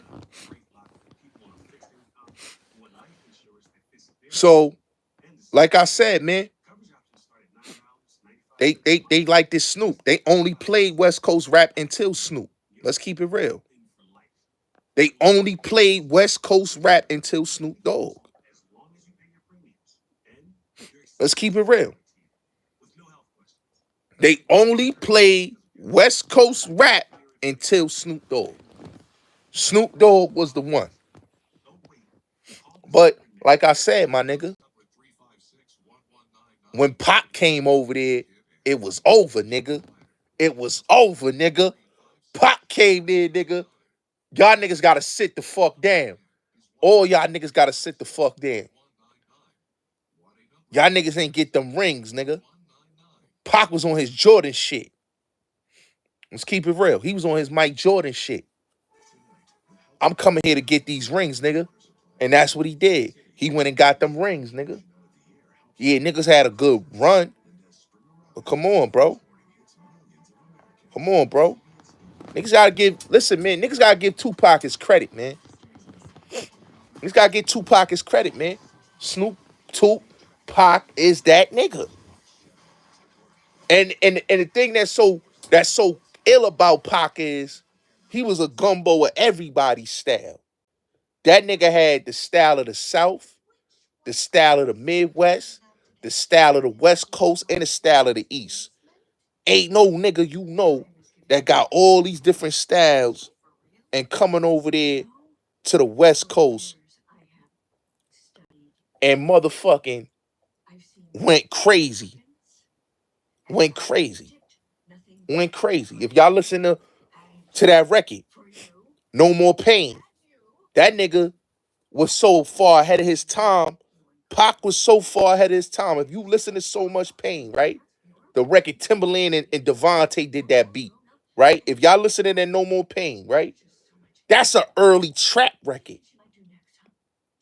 The same production that you hear niggas in Atlanta using, Pac was doing that in 96 with No More Pain.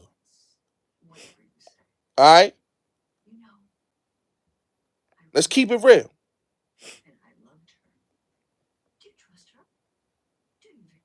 That's a fact. That's a fact. You know what I'm saying? You know, so that's why I tell people, man, it's a lot of niggas don't understand Pac was ahead of his time. In 96, he was ahead of his time. In 94, he was ahead of his time. So niggas gonna hate on Pac and they gonna be like, oh man, I don't fuck with Pac, man. Like, come on, man. Pac was that nigga, bro. Pac was that nigga. You know what I'm saying? The powers that be was hating because they didn't want to see two black niggas be successful. All four black niggas be successful. Let's keep it real. They fucked up. They fucked up hip hop with all that East West bullshit. And I gotta blame Snoop Dogg for that shit because Snoop Dogg was the reason why Pac went so hard on the East Coast because Biggie went on the radio, said what he said about niggas shooting a video in New York. Snoop, Pac being a team player. What? They shot the fucking what up? Nigga went, did the motherfucking NYC 87 with the Dog Pound, and that's the first diss track they did. But if it wasn't for Snoop shooting that New York video in motherfucking Brooklyn and that shit getting shot up, you probably would have never seen a fucking East West shit. He was directing his energy at the niggas that went at him. People kept saying, well, Pac got Biggie killed. Pac didn't get Biggie killed.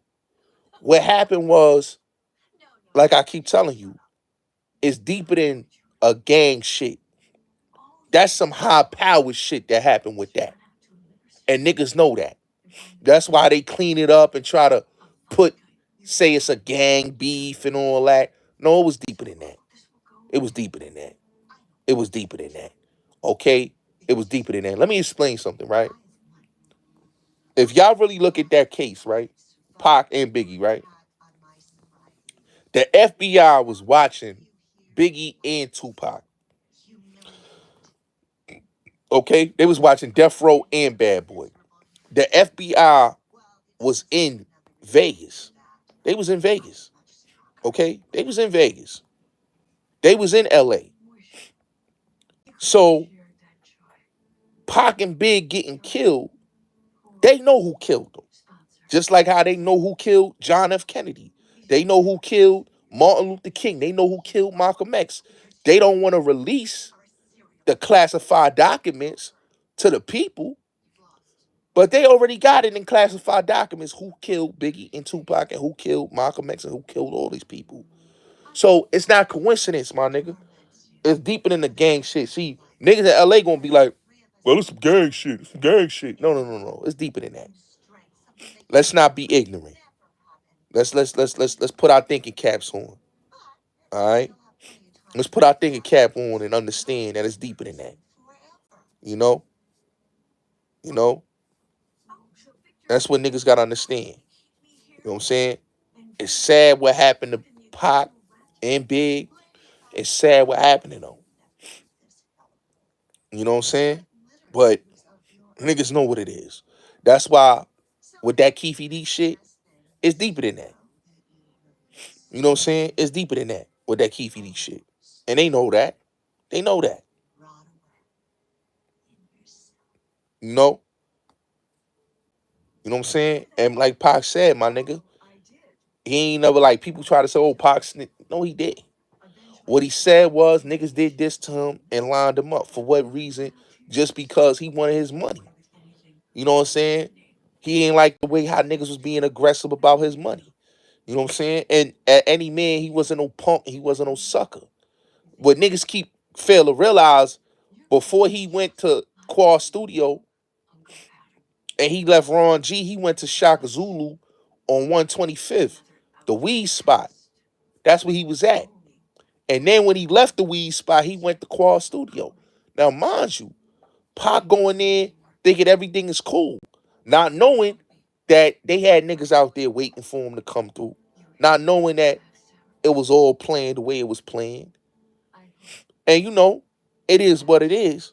You know, two of the niggas is dead that did it. One nigga's in the feds right now.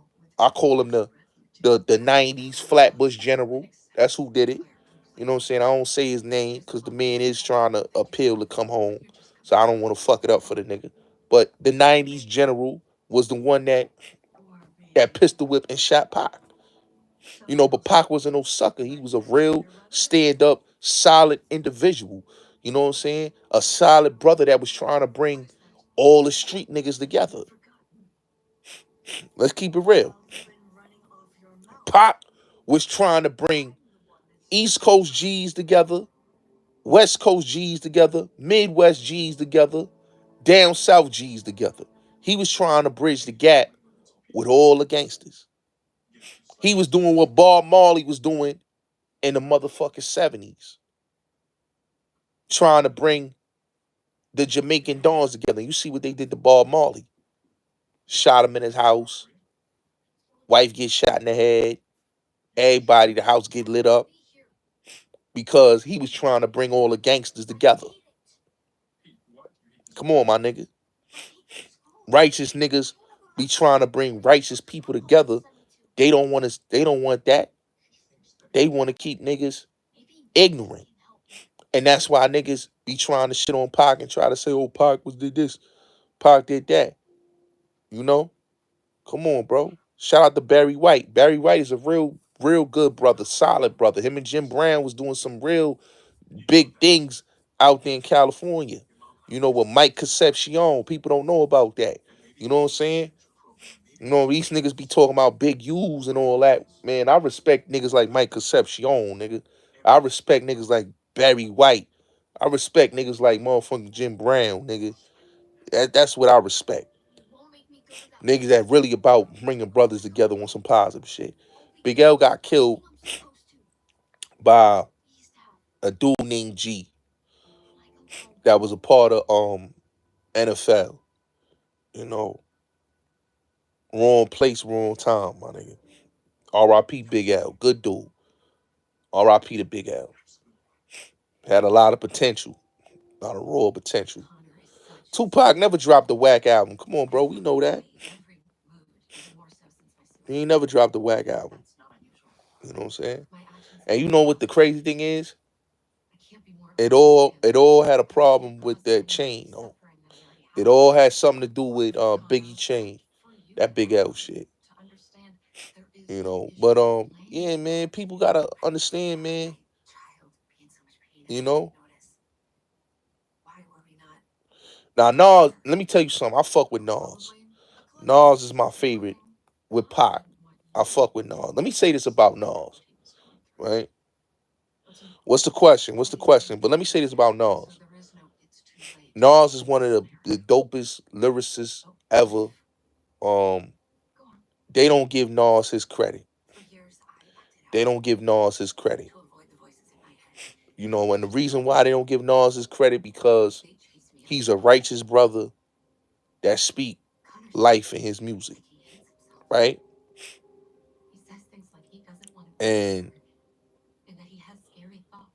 a lot of niggas don't like Nas because he ain't a Jay-Z dick licker. You know, he do his own thing and he don't follow niggas. Yeah, I know he gonna talk about me. He's a bozo. Come on, Gully TV's a buster, bro.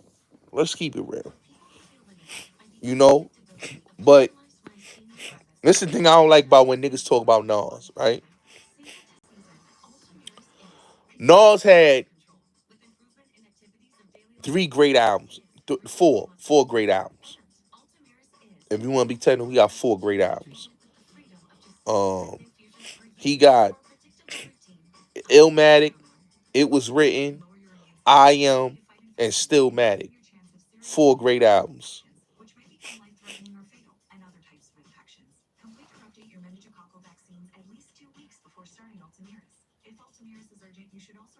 Yeah, that is kind of cruel, man. Don't do that shit, bro. That's cruel. You know, but Nas had four great albums. Like Stillmatic. I love Stillmatic so much because it has a great the intro of that album is beautiful. It got the Stacey Lattisaw, Let Me Be Your Angel sample.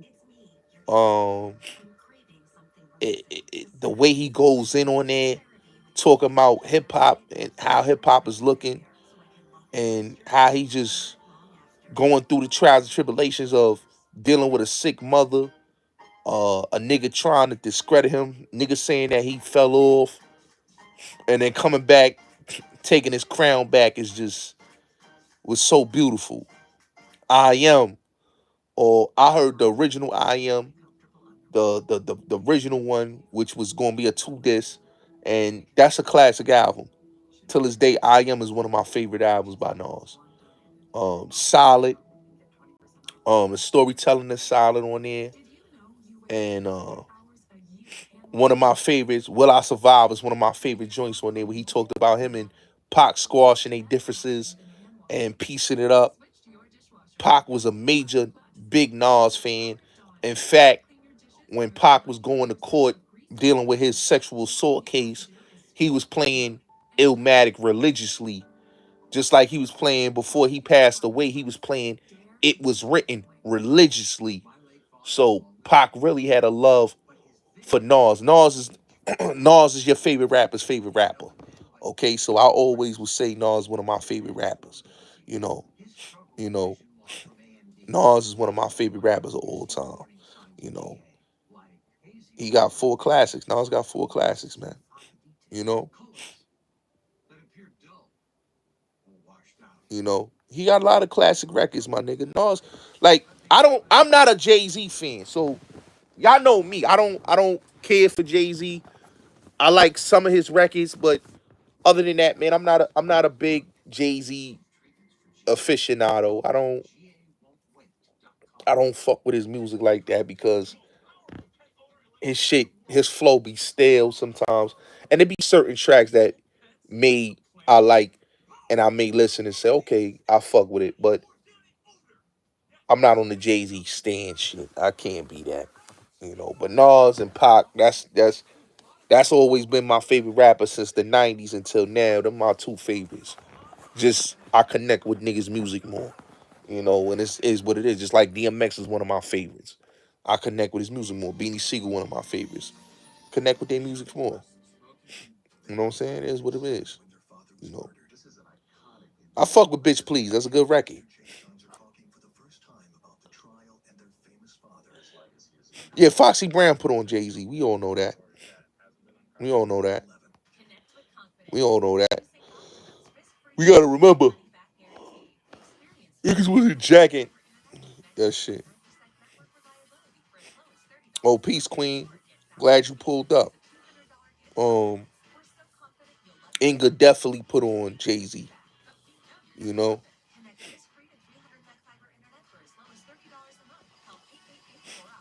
you know what I'm saying. Inga definitely put on Jay Z, and the fact that niggas don't want to say that, it is what it is.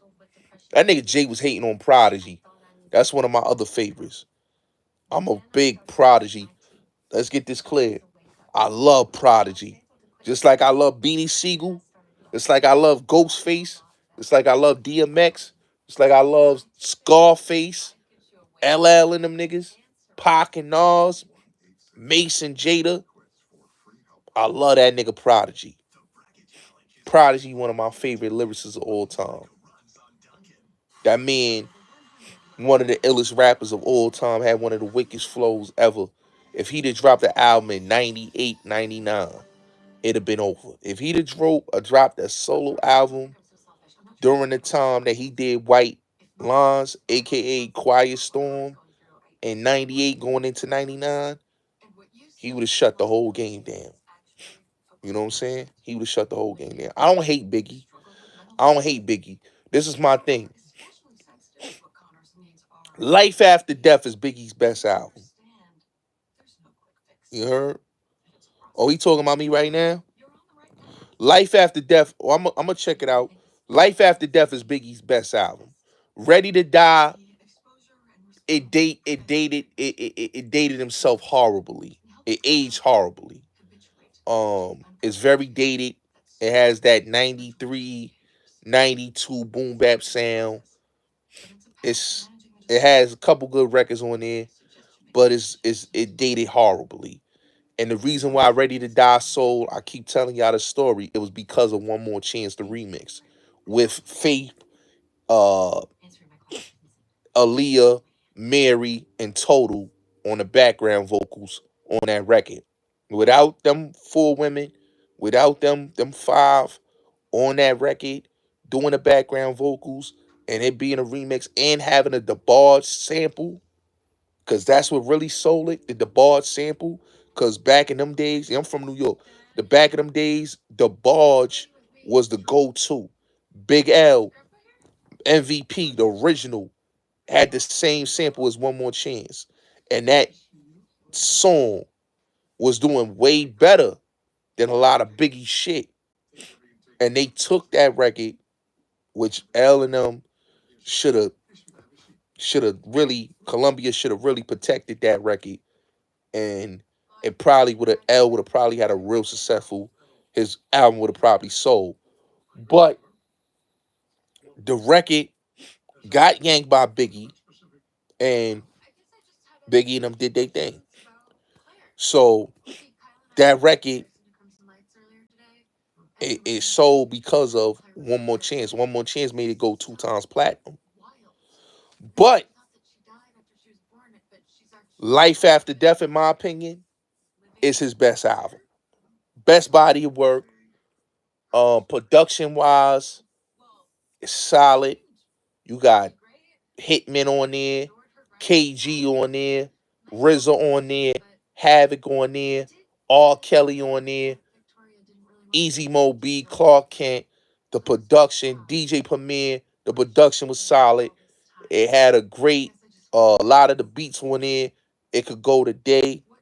It had dope production. Delivery was on 1,000. Biggie was ahead of his time on that album. And I think that was one of his best, in my opinion, his best and last great project ever. Um, but when it comes to like first albums, I always say Big Pun got a better first album than Biggie, in my opinion. Capital Punishment, you put Capital Punishment over Ready to Die, it's smoking Ready to Die. Sorry, Capital, just production wise. I'm a production nigga, so I go by production, and if the production sound good with the flow, I gotta keep it real. Pun out a better beat.